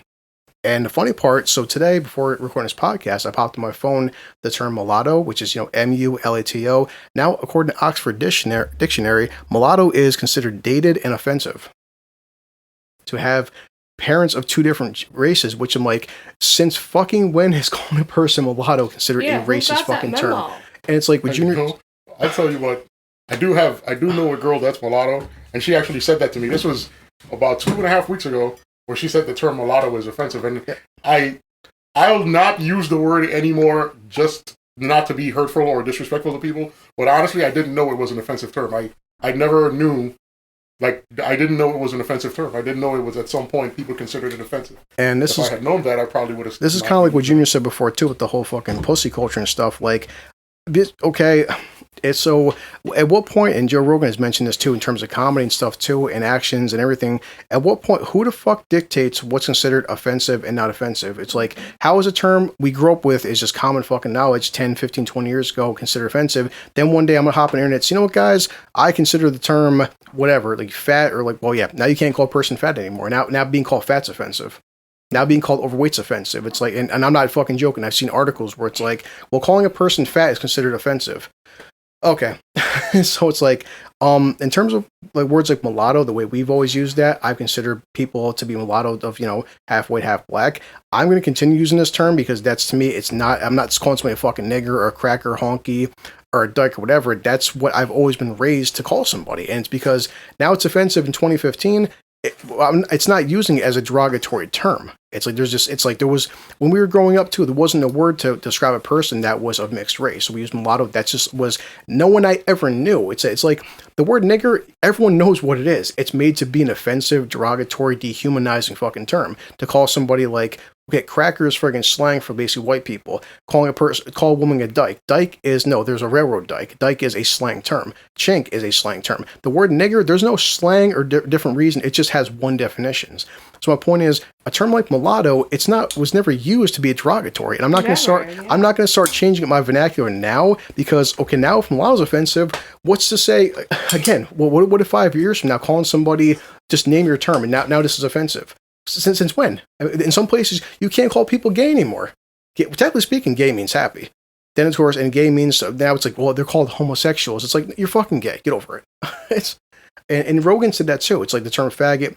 Like I said too, the term cunt, some women find the word cunt offensive. No, I listen to podcasts. Justin Bieber's a fucking cunt. I think PewDiePie's a cunt. I mean, the term cunt, especially in other countries, they use the word cunt every other fucking word. It's not derogatory. It's not derogatory towards women though. It said like say Rogan calls his guy friends cunts all the time. It's like there's definitely a male can be a cunt. It's not like, to cut you off, but on the topic of the word mulatto and on the topic of the word cunt, two things that I've learned over my almost 30 years on this planet. The term mulatto, I said this to you actually years ago when we were both at Goodwill, that nowadays more and more people, like when referring to children who are born of like a mixed breed, they refer to them as the melting pot. And this was when Obama was in office. Yeah. They started referring to them as the melting pot. They didn't call them mulatto anymore. Nowadays, yeah, they're going to be like, okay, it's a derogatory word. It's not a derogatory word. It's outdated, but it's not derogatory. Yeah. But on the premise that Chris is saying is that, like, mulatto is a term that he is comfortable with. It was never derogatory. For me, like, I have a great aunt that has... that, long story short, like, she has brain damage, she has mental disabilities. Yeah. Legit. But when I say the word retard, I'm not saying it just because in my generation, and, like, I'm so sick of, like, the generational thing. Like, it's, like, to each year, to each couple years, 3 years, like, whatever. That was the hit thing to say. And, like, communication and verbalization, it's, like, the same thing. If you're a black guy that speaks... white, you're a Tom. What the hell do you call it? Uncle Tom. Yeah. And then, but then, like you're speaking to white, but then it's like, oh, well, you're speaking ghetto. It's the same thing. It's called, like if you want to put a fucking definition, any kind of communication between two people, if you get the point across, I don't care if you say, yo, how is you doing? Like, whatever. Like, it doesn't matter. It's communication is a universal, like, it doesn't, like, why do we have to, same thing of why do we have to figure out why people are gay? Like, we have to, who cares about the breakdown of everything? Just, it's communication, and it's two people understanding. You have glasses and I don't. If you spoke fucking, I don't know, Egyptian, and I spoke, I don't know, Russian, I can see that you have a difference, that you have glasses on and I do not. So somewhere through evolution of time, I'm going to point to this and ask you what your glasses are. How do you say that in your language if my people don't wear glasses? Exactly. It's just, that's how, and like you go into slang of like, there's just so many things, like stop with the differences. Yeah. Well, it's just stop being offended by, because again, it's like, exactly. Like I said, calling a person fat. Like I said, the five of us, not a single one of us is fucking skinny. If you call me fat, I'm like, I'm laughing. Yeah, I'm fat. You call Junior fat. Yeah, he's fat. Now it's some people, well, you call women fat, it's offensive. Bitch, you're fucking 400 pounds, okay? You're not a, you friggin' skin. You're not a model. Yeah. And I hate this whole plus size. That whole plus size. Yeah, exactly. Now it's called plus size. Now it's accepting your bias. Now it's blah blah. It's all these buzzword bullshit terms because people on the internet are assholes. And it's like now it's every little fucking thing is offensive. And I'm like, again, and the whole thing, Al knows this too, about George Carlin. Everyone knows the whole bit of George Carlin. Remember the 7 words you couldn't say on friggin' on Joe Rogan talk about this. The 7 words. Now what's funny is fast forward 10, 15 years later, out of those 7 words, you can probably say 5 of those on TV now. But then words like I said, nigger, for example, on Chappelle's show was on Comedy Central. He would say, call himself a nigger. He would make the nigger family. Fast forward nowadays, Comedy Central will bleep the word nigger, but you didn't bleep it 10 years ago. It's just like the word retard. Retard was, in the 80s and 90s, retard was everywhere. And like Christopher Titus, go ahead and YouTube Christopher Titus's definition on the word retard. He would say something like, if you have a friend of yours and like, if your friend, whatever, like if he looks at a fucking toilet seat and puts it on TikTok, he's a fucking retard. Simple as that. Retard is not derogatory towards people with special needs. It's like the word faggot. Joe said plenty of times, we were growing up as fucking kids. I may have said it, Junior may have said it, Al, my friend Willie. It's plenty of guys, you would call your friends faggot. Simple as that. Stop being a faggot, dude. It's just like, it wasn't towards hating fucking gay people and shit. And like Joe's like, I've used the term faggot a lot less over the years because some people kind of get offended, but Joe's like, it's still part of my vernacular because like anything, it's not the actual word, it's your intention. Again, too, the word nigger, there's no out of context, there's no fucking different definition. Nigger has one flat out definition. Simple as that. Yep. But the rest of these fucking words, it's not like, well, nigger wasn't offensive in the 50s, now it's offensive. No, this shit was always fucking offensive. The term mulatto was never fucking offensive until what, 2-3 fucking years ago and shit? Just like was the whole transgender thing. Well, now if you call them, even Howard Stern said that. Howard's like, I've been using the word tranny since the fucking 80s. Now tranny's offensive. Even Howard's like, since when? It's like, and what's funny is that transsexual people refer to themselves as tranny.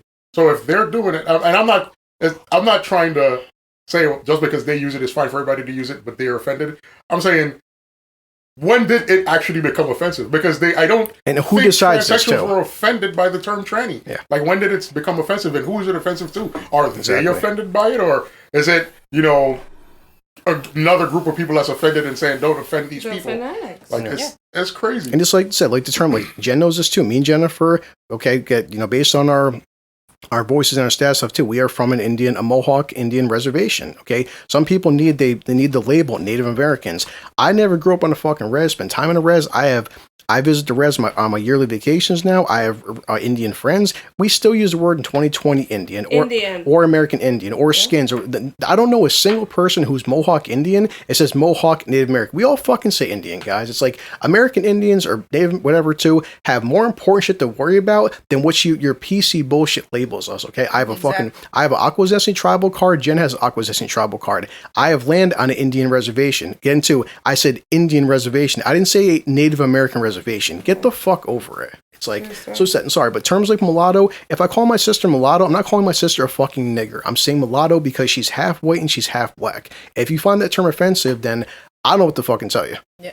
The reason why, I don't know if you're piggybacking off that, the reason why I used the term biracial earlier is because, like, I've had mulatto friends, biracial friends that have called me out on it, that I had no fucking clue that was PC and like disrespectful. I'm like, what the fuck? But I'm gonna go off of a mulatto biracial person that's telling me that they're offended by it. I know I'm not just talking about one or two people. I'm talking about a handful of people that like looked at me kind of weird because I said the word mulatto, and I'm like, well, fuck, I fucked up. I didn't get the memo. I didn't get the memo, bro. I agree with that. Like, I just didn't know that it was offensive now. I will stop. If it really, I'm going to do some research when I go home. If it really is now considered an offensive term, I will stop using the term simply to be respectful of those people. I don't want to be, it's very easy for me not to disrespect you. Like, I'm not going to use the word if you don't want me to, but I just didn't know. Like, it's just one of them things where, like, when did it become offensive? Who decided it was offensive? That's the problem I have. Are people that are mixed offended at the term? Like, is it like, am I allowed to say mixed? Okay exactly. Well, am I allowed to say mixed? Like, half and half? Like half and half. Like, I don't know. I don't even know anymore. Well, do I have to officially refer to you as black and white? Like, you go back to the 90s, you go back to, like, early 2000s, 80s, so on, when more and more people were, like, more and more, like, biracial couples were occurring, and, like, more and more kids were being born of the mulatto descent. Like, there were songs, TV shows, so on, that, prime example, I don't know if, Chris, you might know the song. Jen, I'm sure you know the song, Smells Like Teen Spirit. Yeah, yes, Nirvana. Yeah. Biggest freaking, like, lines in the freaking song. A mulatto, an albino, a mosquito, my libido. Yeah. Like, now, is it, like, not okay to sing that song anymore because it doesn't come on the radio anymore? Again, it's the select few that say this is now offensive, so people change up the narrative, and now it's offensive. And based on what? And here's the me personally, I am mixed. Do I care? Absolutely not, because it's how you take things in the context. Yeah. And people take the majority of things that's said, especially nowadays. But you're also not. Out of but the term mulatto is supposed to be half white, half black. You're not half white, half black. So technically, that doesn't apply to you. I'm technically yes, I am, but I'm more of a descent of other ethnic groups. Yeah. So, Jenny, you're comfortable with the term mixed? Yeah, I don't care. You can call me whatever you want. Is that like if somebody was like coming up to you at the bar, like, hey, like what nationality, what race are you? You're gonna go ahead and say that you're mixed? Yeah, I say it all the time. Oh. Because of the fact that nothing really offends me, unless you're trying to insult me, which I can tell the difference. Would you be offended if I said, "Are you mulatto"? No. Yeah. See, and that comes down to, if you're listening to this, chime in. Here's the fucking $1 billion question, okay? Like I said, like I would say, all of us are saying too. Who decides what's offensive and what's not offensive? Now, what's it? 5 assholes on Twitter say, hey guys, you know what? Now it's 2018. Now the fuck term law is offensive. You know what then? I'm going to get 5 more tweets, 10 more tweets. So 1,000 people on Twitter say this is offensive. Then 100,000 people on Twitter saying, no, go fuck yourself. So it comes down to, if you ask 100 people, is the term mulatto offensive? If 50 say, no, it's perfectly fine. If 50 say, no, it's offensive, who's right? Right. Yeah.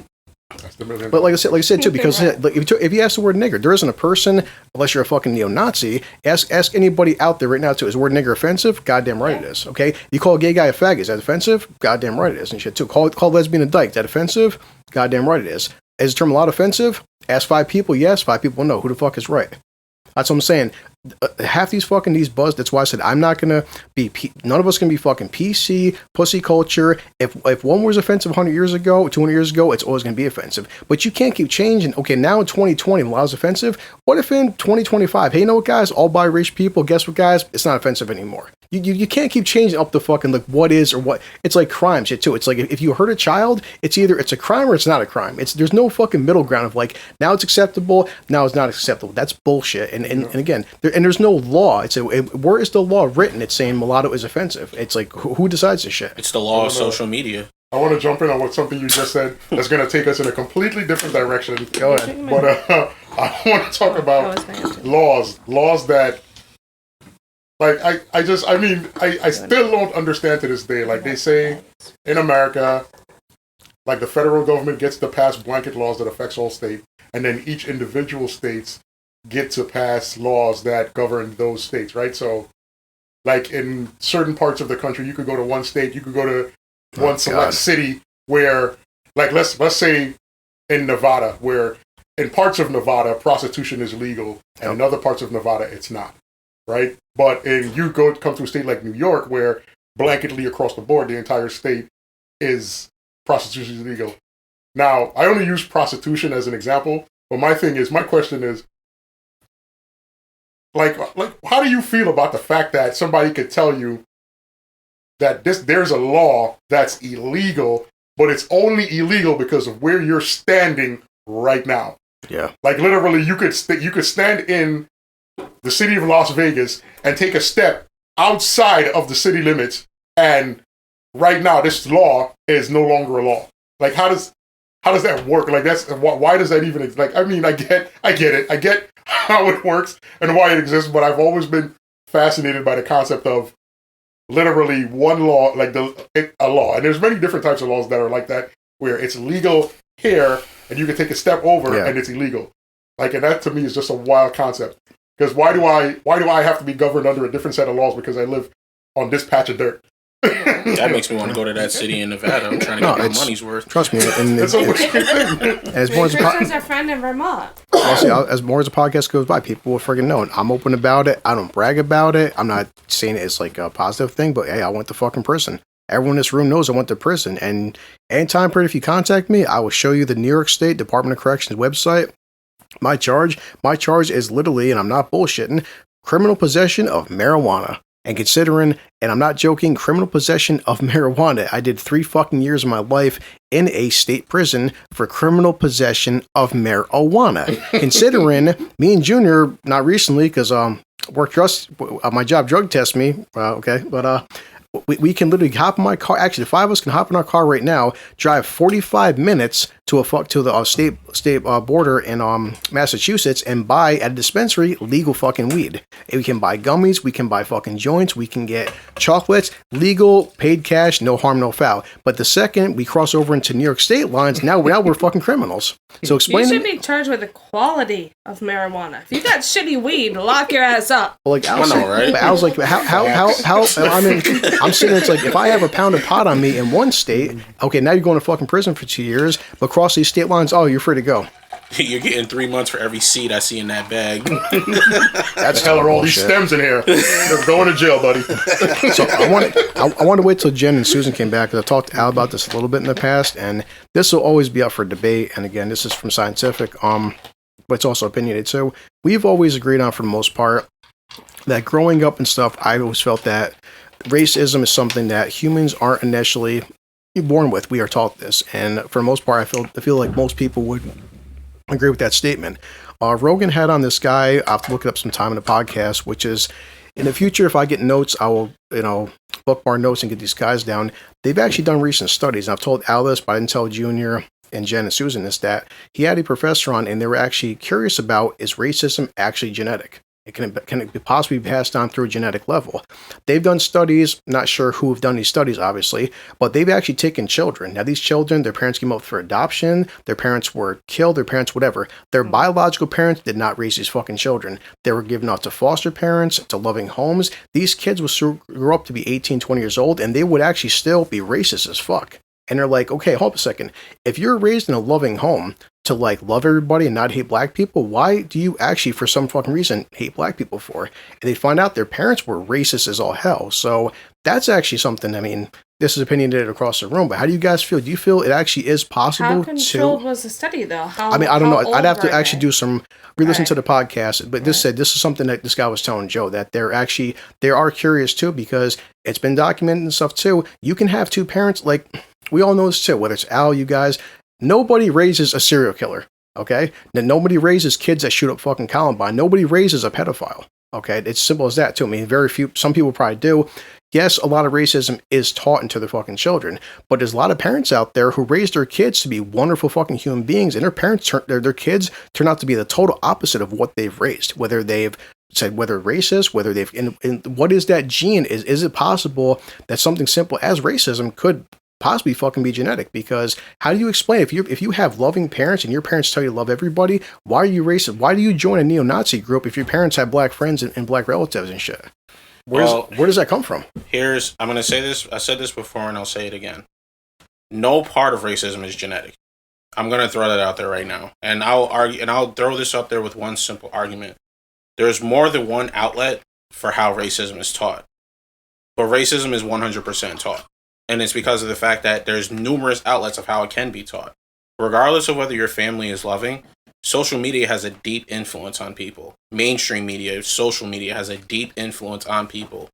What do you see when you look at one of the magazines? You see, the differences of how things are reported. Like when the kid that sat there and shot a gun into the air at his high school because, don't remember his name, but there's a case where the guy shot a gun into the air at high school because he got tired of being bullied. He was called a domestic terrorist. The guy who shot up Sandy Hook was called a troubled teen. It's all about perspective.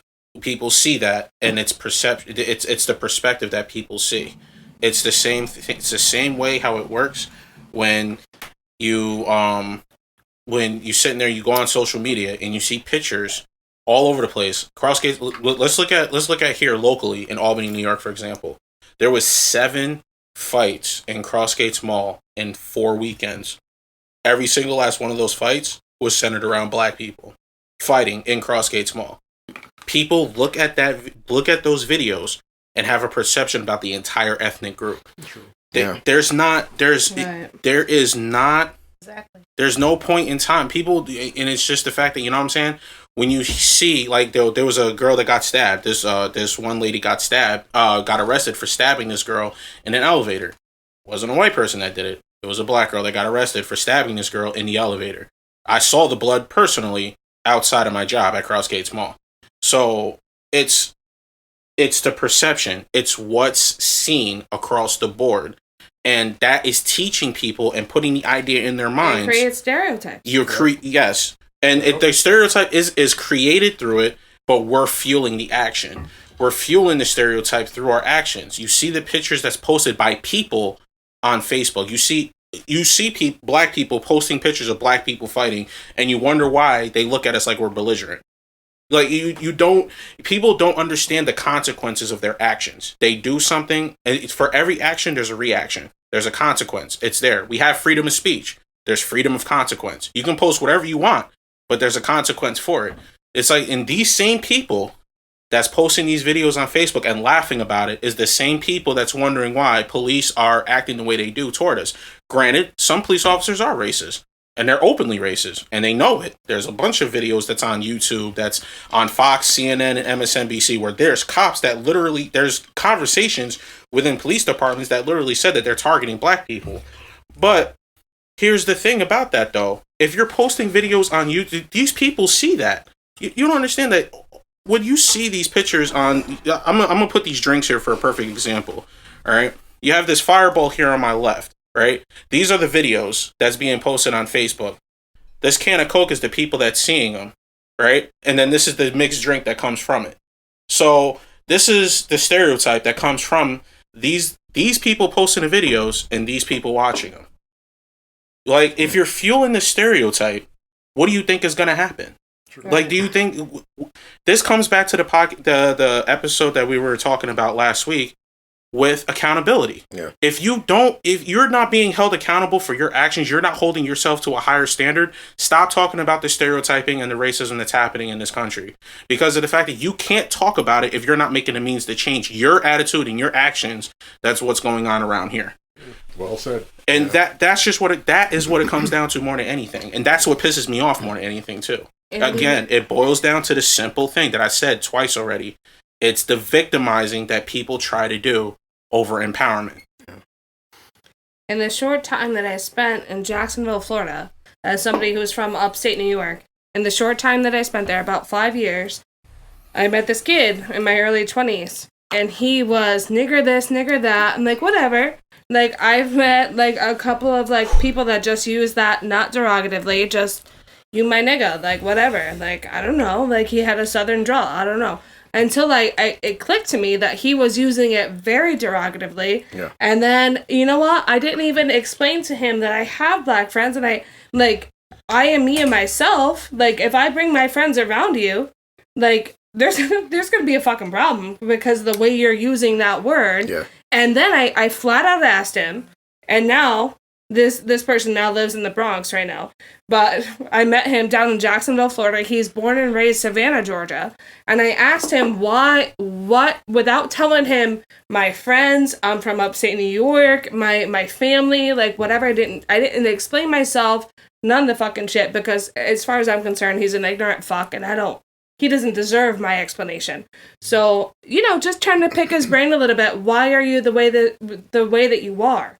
And he said, well, because so and so happened, such and such happened to my parents and my grandparents. I'm like, so what does that have to do with you? Like, were you personally whatever? So it was taught to him in Savannah, Georgia, where he was born and raised. But now he's in his 20s, and like I said, like at this point, this fucking person who is so narrow-minded, so fucking ignorant, does not even, like, obviously we're fucking smoking weed together, like we're having a good time, we're having a couple drinks, like whatever. He doesn't deserve my explanation, but just to gather up my ammo, tell me why you are like this. Tell me why you are like this. Like, even if a black man held a gun to your head, that doesn't mean you hate the whole race. Yeah. Like, tell me why you are like this. Well, this happened to my parents, and this happened to my grandparents. Like, so you're literally telling me that you were taught this of stories of your people. That's how Native American, a lot of our traditions are. We didn't even have a written language. That's like the stories of the stories. You are flat out taught, born and raised in Savannah. And I'm like, oh, fuck. Now, he lives in the Bronx. When he first told me, I mean, he's now a good friend of mine. And he has since apologized to me like 10 years ago. He was like, I just didn't see things the way that you did. And I'm like, I was going to tell you, bro. But you were narrow-minded as fuck. That'll be a separate podcast. We've gotten in physical altercations a couple times over. I've met black people and seen in movies too that the word nigga, and it's a lot of people try justifying, well, this is an enduring term now and stuff, and term we use. Depends on where you come from, because I've met plenty of people that just because you end the word with an A, they find it just as offensive as you end it with an ER. Like, I met black people, if you call them a nigga, they'll punch you in the fucking face as fast as if you said nigger. So it depends on, again, where you come from. That's why it's like, I don't choose the word, I can't stand, whether it's a rap song or conversation, being on a fucking bus, hearing the word nigga, fucking spewed out 15, 16 freaking times every damn minute and stuff. It's like, that's still, it's a derogatory, it's, a term that came from the actual word ER, because you want to add some spice to her flavor mixed up with A. There's still plenty of people out there, especially older people, that find that shit pretty goddamn offensive. It's like, it'd be no different if, like, instead of calling somebody a faggot, you change up one letter. Now it's okay. No, it's still derogatory. I think that this is going to extend through a few episodes with this, because there's so many times, there's so much discrimination, there's so much just of this nonsense that's going on. There's so much just people trying to victimize themselves in a situation where they're the perpetrator. And it's just like, you can't, it's like, as I explained the situation before, you can't play the victim and do the crime. That doesn't make any sense. You can't do that. And people do that. You know what I'm saying? And people do that. And you see it everywhere on social media. Like, there was this one lady that was on Facebook, and she sat there and said that a man approached her and told her to go back where she came from. And the whole story was just that he might have, like, misinterpreted her being online in a grocery store and accidentally cut in front of her. And she started ranting and raving and yelling at him, calling him all sorts of derogatory names. But because she victimized herself and posted a short video on Facebook with her crying because of what he said, but not posting a full story of what she said and what she did, because they want to victimize themselves in that situation and make the white guy look bad for telling the black girl to go back to where she came from, all after the fact that she disrespected him. You know what's dangerous about that? Because if somebody else is also recording, now it makes her look like a jackass. Yeah. Because now she's trying to be a victim. She's trying to paint this guy as some kind of animal for saying something that she didn't like when she sat there for however many minutes berating him. Yep. It's crazy. This will be my last question before we end this, because we've got a lot of time down. I'm proud of everybody involved, and this will be my last question and statement. I'm going to let the four of you guys speak, and then we'll wrap this up. But First off, my issue now and forever is going to be, especially on social media, is that over time I've gotten less and less. I've gotten less argumentative and debate with people because my issue always is that I can't fathom, and I'm hoping that someone listening to this can explain this to me, or Al or Junior or Susan or Jen. I wish someone could explain this to me of like, why can't more people see the world the way I do, in a sense that I can't fucking fathom if you're white and black people at least were whatever, if they were physically inferior to you, I wouldn't agree with that, but I would kind of get that. Someone fucking please explain to me, where does this deep-rooted shit come from where you think because somebody, and it's literally melatonin, it's the color of your fucking skin. Now, I can't fathom, why do you think someone is lesser than you, or they're less important than you, or they deserve equal less rights than you because of something as arbitrary as the color of their fucking skin? It's psychological. It's all psychological because science has already proven it. Literally, the differences in the different types of people in different parts of the world, very minute. It's like, in terms of changes in our DNA, it's so insignificant. It's like 0.000000001 of a difference in terms of what makes you Caucasian, what makes me African. It's plain and simply people, it's ego. It's psychological and it's ego-driven. Because people want to believe I'm better than you for whatever reason. And this is how bad it is. It's not, we see it on a grand scale in terms of race, but it's encoded into human DNA, I think. I have nothing to back this up. This is just my brain. No matter what you give the human species, we'll find ways to segregate ourselves and separate ourselves. Titties or skin color or otherwise. Yeah, right? Like if we were all the same color, like if there was literally one color of human on the planet, we'd still segregate ourselves based on, well, this is my religion and that's your religion and mine is better. I'm from this part of the dirt and you're from that part of the dirt and I'm better. We make this kind of things. My dick is bigger than yours, so you we would find ways, no matter what it is. Which, by the way, Chris, my dick is bigger than yours. Yeah. What about Mr. Longhorn?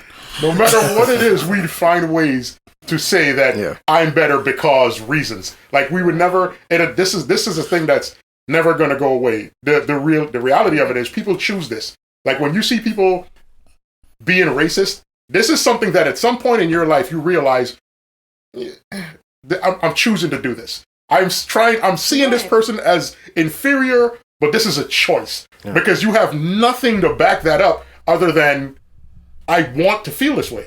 Like you literally, you were taught that, and you don't know any better. Even if you were taught, and this is a fact, it's taught. Like you have to learn that behavior, right? But even if you are taught that, at some point in your life, you acknowledge the fact that there is nothing to back this up other than what I want to believe. This is a belief that I want to continue to have. It's not. You can't back it up in science. You can't back it up in terms of achievements. And the sad truth is, some people don't have that realization, though. They just continue on being a fucking asshole. I won't say they don't have the realization. Is that they'll just never acknowledge it. Exactly. They'll never say that I realize this, because in order for you to. When somebody's doing something based on ego and I have to be the best in my head, I'm better than you because of this, then for me to ever come to a point where I no longer hold this as my standard, I have to acknowledge that I'm not better than you and we're the same. Mm-hmm. And if I'm operating on ego, I'm never getting to that place. I'm never going to get to a place where you have to be defeated a little bit. It's an inferiority complex. Yeah, it is. It's really an inferiority complex. It's psychological. It's driven by ego, and I have to be better than you. It's like I'm online every night, and I'm reading a lot of these things where I see guys that are complete idiots. I mean, in the way they talk, the words they use, the language, the shit they write. You could tell that these people are fucking morons. But they feel that I'm this, so I'm better than that, right? And if you ever ask them, well, what makes you better? What have you done that proves your superiority? They have nothing. Exactly. Nothing. They have nothing that they could say. This thing here proves that I am superior to you because of this reason. The best that they could give you is, well, because we say so. Like, exactly. There's nothing to back up the claim of, like, I hear, and this is something that I hate to do this because I get I get angry when I hear other people do it, but I'm going to do it anyway. I hear this on both sides of the aisles, like both sides of the coin, where people say, oh, well, black people say it and white people say it. And my response is the same. It's based on the same thing. It's based on psychological fucking bullshit and ego. It's driven by ego. It's driven by you wanting to be better. Because I've heard people say, well, black people are superior in terms of their physical. I've heard black and white people say that. Well, black people are physically superior. But that's just not true. There is no science to back it up. You could tell me, well, oh, they got all these black people playing on the sports teams. That's for reasons of, I can't even explain that. Because I promise you that there isn't anything black people on sports teams are doing that white people aren't doing. Like, white people are playing on those same sports teams, putting up the same kind of numbers, and getting no recognition at all because they're white. That's just a fact. We're in history where black people weren't allowed to play sports, so maybe it was just kind of like just up and coming and trying to fucking bust your ass. And like I was saying, though, the thing is, just because, like, say the NBA, for example, well, black people better at basketball, they may well better be from a physical, jumping, whatever standpoint, better at basketball. But what if they're shitty at hockey, though? Also, like, you know, Susan, Al, and Jenna's watch much too. We all watch Game of Thrones. The guy who played the friggin' Mountain. And so this week, he just fucking broke another, like, world-class in history deadlifting record. The fucking guy just deadlifted, like, he just deadlifted almost 1,200 fucking pounds. No offense, there's not a single fucking black on earth who can deadlift 1,200 fucking pounds. Listen, Henry probably under any circumstances, anybody from any race could do that. Like, this is scientific fact.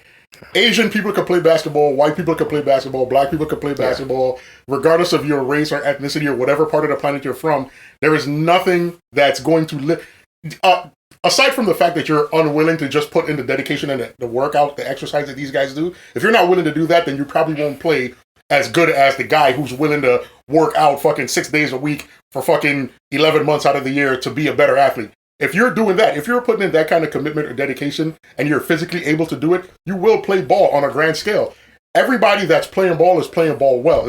I'm telling you, you watch the NBA, watch the NFL, watch baseball. How many Asian descent people are in the NFL, though? I have no idea. Zero, honestly. No, that's what I'm saying, but actually, they're mostly offensive linemen. But this is the thing. They play football in Asian countries, not to the extent that they play it in America, because in America, it's an American pastime, and we worship the sport.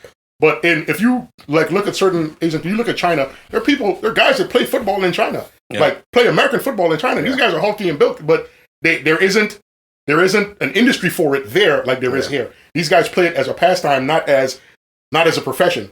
I think genetics. I mean, I don't like to talk about shit that I don't know, but I think genetics, like a lot of, other than sumo wrestlers, like a lot of Asian descent, believe me, I fucked one. Like very kind of, excuse me, petite.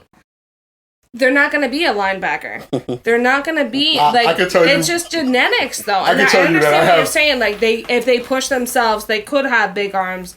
They could have big fucking legs and everything else, but listen to what I'm telling you right now. I have two friends right now. Right, I have a friend. I'm not going to call his name because at some point he's going to hear this. I don't want to, But I have two Asian friends of Chinese descent.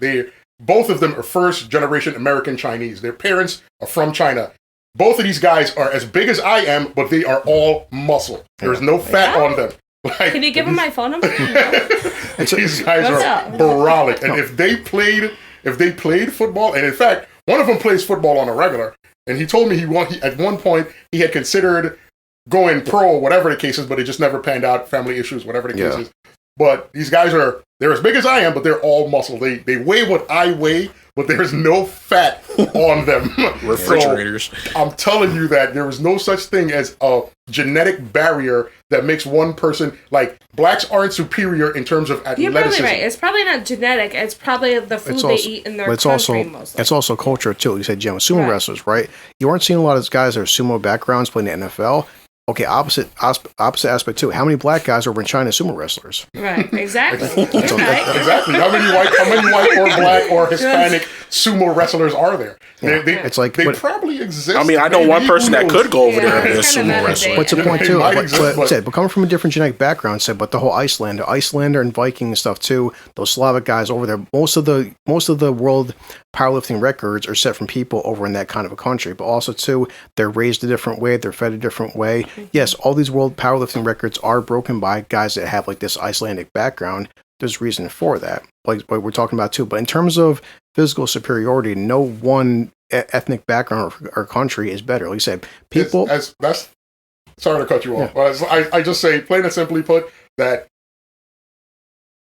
in terms of the powerlifting competition, when you say those people of that descent or that background always win it, I'm not going to dispute that because I have no information to do that. But what I will say is this: if a black person, a Hispanic person, a Middle Eastern person, Asian person, Indian, whatever, decided to dedicate themselves to training for that, they could become that. They could become a powerlifter. They could bulk up and they could develop the weight. Just like if anybody of any background decided, I want to play basketball or football or soccer or anything professionally, all it would take is commitment and dedication and training towards that goal. There is no genetic thing that makes you inferior in terms of physical competition, and no physical competition unless you specifically, not your entire race of people, unless this person particularly the way their body develops limits their capacity to bulk up and put on muscle, then this particular person might not be able to compete. But in terms of the whole race of that person, I guarantee you there'll be millions of people within there that could commit themselves to that and become it. Well, like there's no. He's not prevalent now, obviously, but you think like, what was Michael Jordan? 6'5", 6'6"? I mean, do you honestly think there'd be any white guy that could like jump the way Jordan could have jumped? Larry Bird used to put it on him, son. That's a fact. That is a fact. But Larry Bird wasn't dunking the way Jordan was dunking. Well, Jordan just had more flair and panache. Jordan was nice with it in terms of making it look good. Yeah. Larry Bird was a killer. Like there are white people that if you just go back, just further back in the records and look for certain people, like consider the fact that for a long space in time, like minorities weren't even allowed to play in the sports leagues. Right. So there had to be white people that were killing it. They had to be. Like, you know, like I said, I feel like black people got into it and other minorities got into it and they just made it look a little bit more, they added a little flair to it. They made it look better in terms of guys having all this showboating and finessing and all this other shit on the court.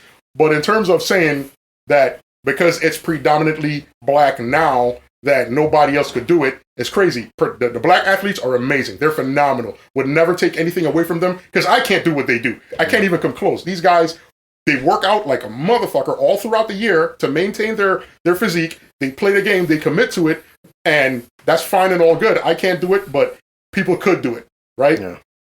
It's the same thing with football. I mean, there are a lot of gentlemen of like black descent that go into football. You look at 2/3 of them though too. Like you look at the Eli Mannings, the Peyton Mannings, the Ben Roethlisbergers. Like they're still well known. They're not black, and they do the damn thing. And they like do their shit. And they do the thing. Like, and it comes back to my point.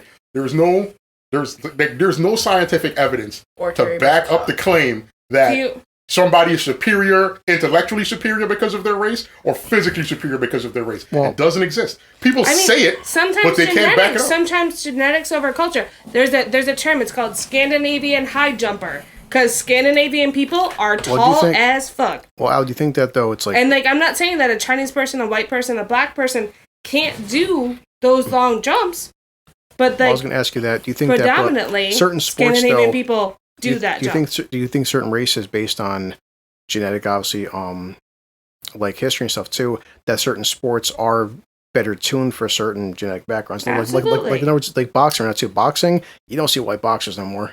The only reason I'll disagree with this is because you can't show me any singular race of people. And this is the reason I'll argue this all night, is because no matter how anybody wants to spin it, all people genetically come from a single strain of person. Like it's not we became diverse because of the place that you live on the planet. You evolved to better live in that space. Yeah. Everybody comes from a singular strain.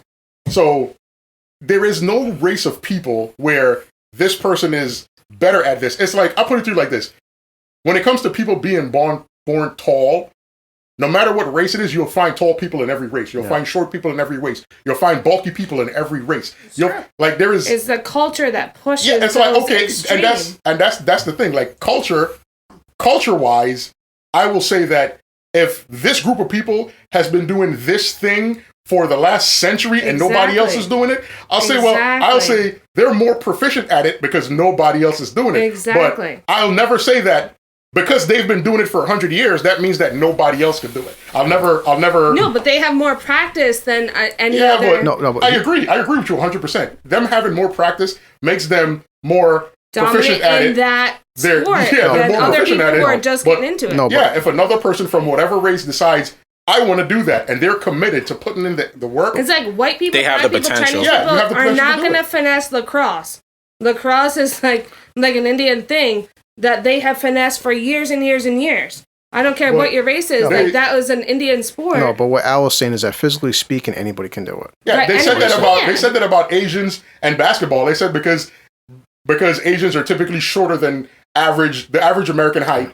Most Asians are shorter than. So nobody thought for a long time that Asians would get into basketball until randomly giant Asians started coming out of the woodworks and playing basketball. Challenge accepted. What the heck is Challenge his name? accepted. Yao Ming. He's like 7'3". Yeah, because if you look at Yao Ming and Jeremy Lin. Because when you look at the Olympics, people tend to forget America. We don't win every fucking medal in the Olympics. No, we don't. And that's the ego problem. But fastest man on the earth, Usain Bolt. Facts. But that's what I'm saying. Well, I think before I end this out, the only thing I would ask, and like just your opinion based on, is obviously it's like people that are born in, say, Alaska for the past X amount of centuries, if they grow up from a genetic standpoint, say, being nasty and like ice hockey, but then people in South America who grow up playing soccer and stuff too, at least from a genetic standpoint, if those people from Alaska come down to South America try playing soccer because their bodies can't handle that fucking heat temperature, they'll probably just get annihilated. Just like, people that were born in South Africa, spent their entire existence in Africa, they go to Alaska and start playing hockey, they're not going to make it. That's true, but that's only based on conditioning. Because I'll put it to you like this. If I take a baby born in Africa as a baby and send him to Alaska and he plays hockey his whole life, he's going to be a master at it. Okay. And that's because he's conditioned to play there. That's mostly conditioning, not genetics. That's not saying that, well, these guys are genetically indisposed. That's just they're conditioned to play here because they've been here their whole lives. Yeah. I could take an Asian baby and send him to Alaska, and he plays hockey his whole entire life, and he grows up playing hockey. He's going to be a better hockey player than the average person growing up over here that's not accustomed to the same conditions that he grew up in. That's what you're saying. So you're saying, basically overall it comes down to, when it comes to any kind of sports or physicality, no one race has a dominant factor. Yeah, like there's no science to back it up. In fact, science will tell you, like despite what anybody wants to tell you, race isn't a real thing. Like we are all more closely related to each other than anybody realizes. That's exactly what I was going to say. Whether it's prejudice, whether it's sexuality, whether it's everything, it's society telling us that this is supposed to be this. Yeah. Like, that's why I said, if race is a thing, why aren't there races of animals? Why aren't there races of trees or races of insects? It's not a thing. It's a thing that we created. Like it's a social construct. That's all it is. And to refute the argument about the boxing thing, because you said before, Chris, about how there's not a lot of white people boxing. The top heavyweight person right now is Tyson Fury, and he's white. So he's the top heavyweight boxer in the world. But the numbers, though, it's like, but in terms of numbers of the past 20, 25 years, it's like, it's not even a comparison number, just like the NBA. But you know what happens with that is because at some point they started sensationalizing black athletes, which I'm not mad at because that basically opened the door for some level of equality and acceptance. So it made it better for us to basically unify everybody to come together. So I'm not against it. But when they started sensationalize it, you have a bunch of people that took the sensationalism to a whole new level. Exactly. And it's like, oh, well, black people are better athletes. Black people are wonderful athletes, but there is no science to say that we are the best at it. You know, the black people that are athletes and that work in that profession, that train and do it, they do the damn thing and they earn every accolade that they have. I don't agree that they should get paid what they get paid. Yeah. That's a whole different argument. Yeah, that is. That's the thing. But I won't ever say that just because they're black it makes a difference. They're black and they're great, but their greatness comes from their effort, not just them conditioning, being black. Working out, diet, everything they put in. Like Michael Jordan was a phenomenal basketball player because he committed and dedicated his life to it. I think not just because he was born black. The same reason why the people who say that we can't say faggot and nigger and dyke and this and that, it's that there was so much segregation that it meant so much to be, once upon a time, not Michael Jordan, but like maybe his parents, his grandparents, it meant so much to be, to overcome that segregation. So I feel like minorities pushed harder than a lot of white people did in America. Like, I feel like they pushed harder. I feel like they pushed harder to achieve. End of the day, when it comes... And then it became I don't know. Well, Bill Russell was the one who went through it the most. One of the greatest basketball players of all time, who won 11 out of 13 finals, has 11 championships under his belt, was one of the ones that overcame adversity the most, because it was shortly after he was. I mean, this Bill Russell, and then people talk about Michael Jordan all the time, but Bill Russell was there in the grit of it, in the grit. Like, I mean, 3-pointers weren't even a thing. You know what I'm saying? Like, you weren't making threes. Like, if you shot from half court, that was still a 2-pointer. You know what I'm saying? Like, well, baseball though. Yeah. I mean, in baseball too. Baseball was the same way, but it was just like one of the oppression, the sense what Al was talking about earlier about the glamour of black athletes nowadays, where you don't see much of that glamour from other white athletes, doesn't necessarily mean that, no one person or no one ethnic group is going to be better than the next. It's just one is more glorified than the other. Yeah. It's true. End of the day, it does not matter what race you are. It depends on how hard you're willing to work. Your drive. Your race has nothing to do with it. So that was my whether you're a baseball player, a basketball player, a football player. Shit, Tiger Woods for years was the best freaking golfer. Dominated. A decade. Exactly. A decade. Tiger Woods was the best golfer. What color is Tiger Woods? Tiger Woods is black. Do you care that Tiger Woods is black? No, you care that Tiger Woods is a damn good fucking golfer. Now it's McIlroy, just in case people wanted to know. The thing is, though, this is the thing that people, like most sports fans, this is the issue that they come across. If you love a team and this is your team and you supported this team for your whole life and this is your father's team and your grandfather's team and you love this team, you're not going to give a shit who's black or who's white on the team. Exactly. You just know that when this quarterback throws this fucking ball, somebody better catch that shit. Catch this shit and run it to the fucking goal. That's all they want. Like, it's not going to matter. I mean, me personally, I'm a fan of the Dallas Cowboys. I know that's probably a terrible thing. Oh boy. Yeah, it is. I know a few people that are fans of the Cowboys. Definitely a horrible thing. Shut up, Jimmy. End of the day, like, I love the Dallas Cowboys. I appreciate the fact that we had Emmitt Smith. I appreciate the fact that I believe we had Terry Bradshaw at one point. But my favorite fucking football player is Ben Roethlisberger. Now, whether it's because he's a good football player or because I find him attractive, that's a whole different subject. Mostly because you find him attractive. Shut up. But either way. Yeah. But it does come down to, I've seen studies where people say that shit, like, why is, again, people, whoever has too much free time, they'll sit there and say, like, why does the NFL have, like, why is 95% of the quarterbacks white for? That's not even true. I'm just saying, this is stuff you read online, as I'm saying. Like, and they'll break down the history of the NFL. Look at the history of NFL. How many black quarterbacks can you really name versus white quarterbacks can you name? I mean, the top 5 quarterbacks are white, but that's the top 5 quarterbacks of all time. But it's like, some people sit to break down, like, what, and that's like people who have this mentality would say, okay, this is why black people don't make good quarterbacks for. I mean, but you got Jameis Winston, who's actually the number 1 passer. He was number 1 in passing yards last season, so you can't really refute that argument. Then you have Lamar Jackson, who had the best plus minus of any quarterback in the NFL. Like, then you have who else? Let me think. So Jameis Winston, Lamar Jackson. Then you had Deshaun Watson, which Deshaun Watson actually lessened how much times he got hit throughout the season. He had a better turnaround in this season than any other quarterback in the NFL.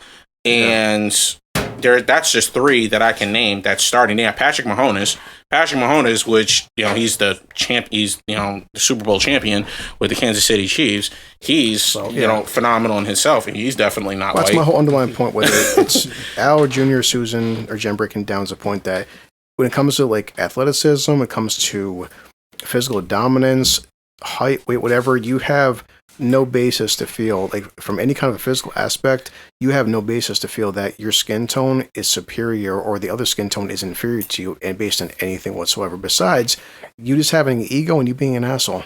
Yep. Simple as that. I had a girl one time that I worked with. She asked me one time, she's like, well, what when it comes to you, she's like, I know you're white, I'm black. She's like, how do you feel where like that's concerned? I looked at her and I said to her flat out, I'm like, if you're talking in terms of who's superior, here's the thing. We all bleed red. Yep. So no one's better than anyone else. I bleed Fireball. Well, I've heard that freaking joke too. Black people and their big noses are sucking up more of the white man's oxygen.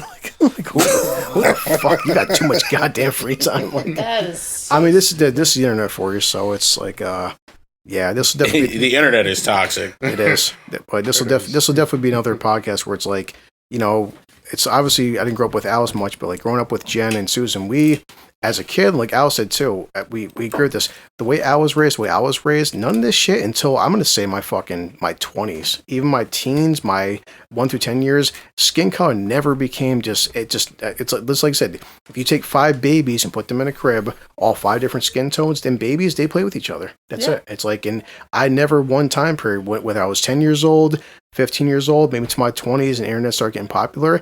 I never even knew mom was dating a black guy. I mean, it's like he was black, obviously, but it never occurred to me that he was black. He was just her boyfriend. That's it. Until somebody later on, like, hey, Chris, did you know your mom's fucking a black dude? And like, really, I never looked at him as being a black guy. I just looked at him as being just a guy.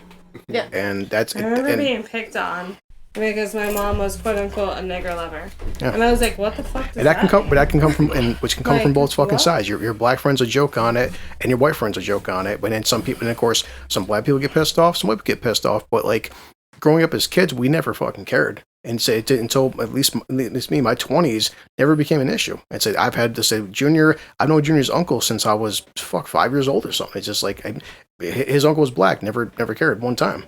It's just until later on. It's like Alice, like we at least in this neighborhoods around Albany and stuff too, we were never raised on this shit. It just didn't become prevalent until the internet, honestly. Or you start getting older and shit. So I was saying this to your mom a while ago, how I remember as a kid, I'd say from the time I started school till the time I graduated school, race never actually meant shit. It didn't mean anything. It existed, but it wasn't talked about. It's like it only means more. Publicized. It only means more to me now, and not the fact it means more to me. It's just that I feel like, you know, and me and Al talked about this a lot. That like it's all people fucking talk about now, and it's to the point where it's like I'm tired of talking about it. But like, but it will never end. Whether it's 1,000 years ago, 1,000 years from now, I don't think humans as a species, like Al said, and one of the smartest things I've ever heard, it's just like, you know. It doesn't matter if we all become the same height, the same weight, the same skin color, same eye color. It'll be, well, you're from New York, I'm from Boston, go fuck yourself. Exactly. Or you're from America, I'm from England, go fuck yourself. Even if we're all the exact same skin tone, exact same height, exact same weight, if we all speak the same exact language, it won't matter. It'll come from, you know, you're from Canada, I'm from Mexico, go fuck yourself. Yeah. It's human fucking beings. So, and that's I was just gonna say, so as blue collar people, I just like.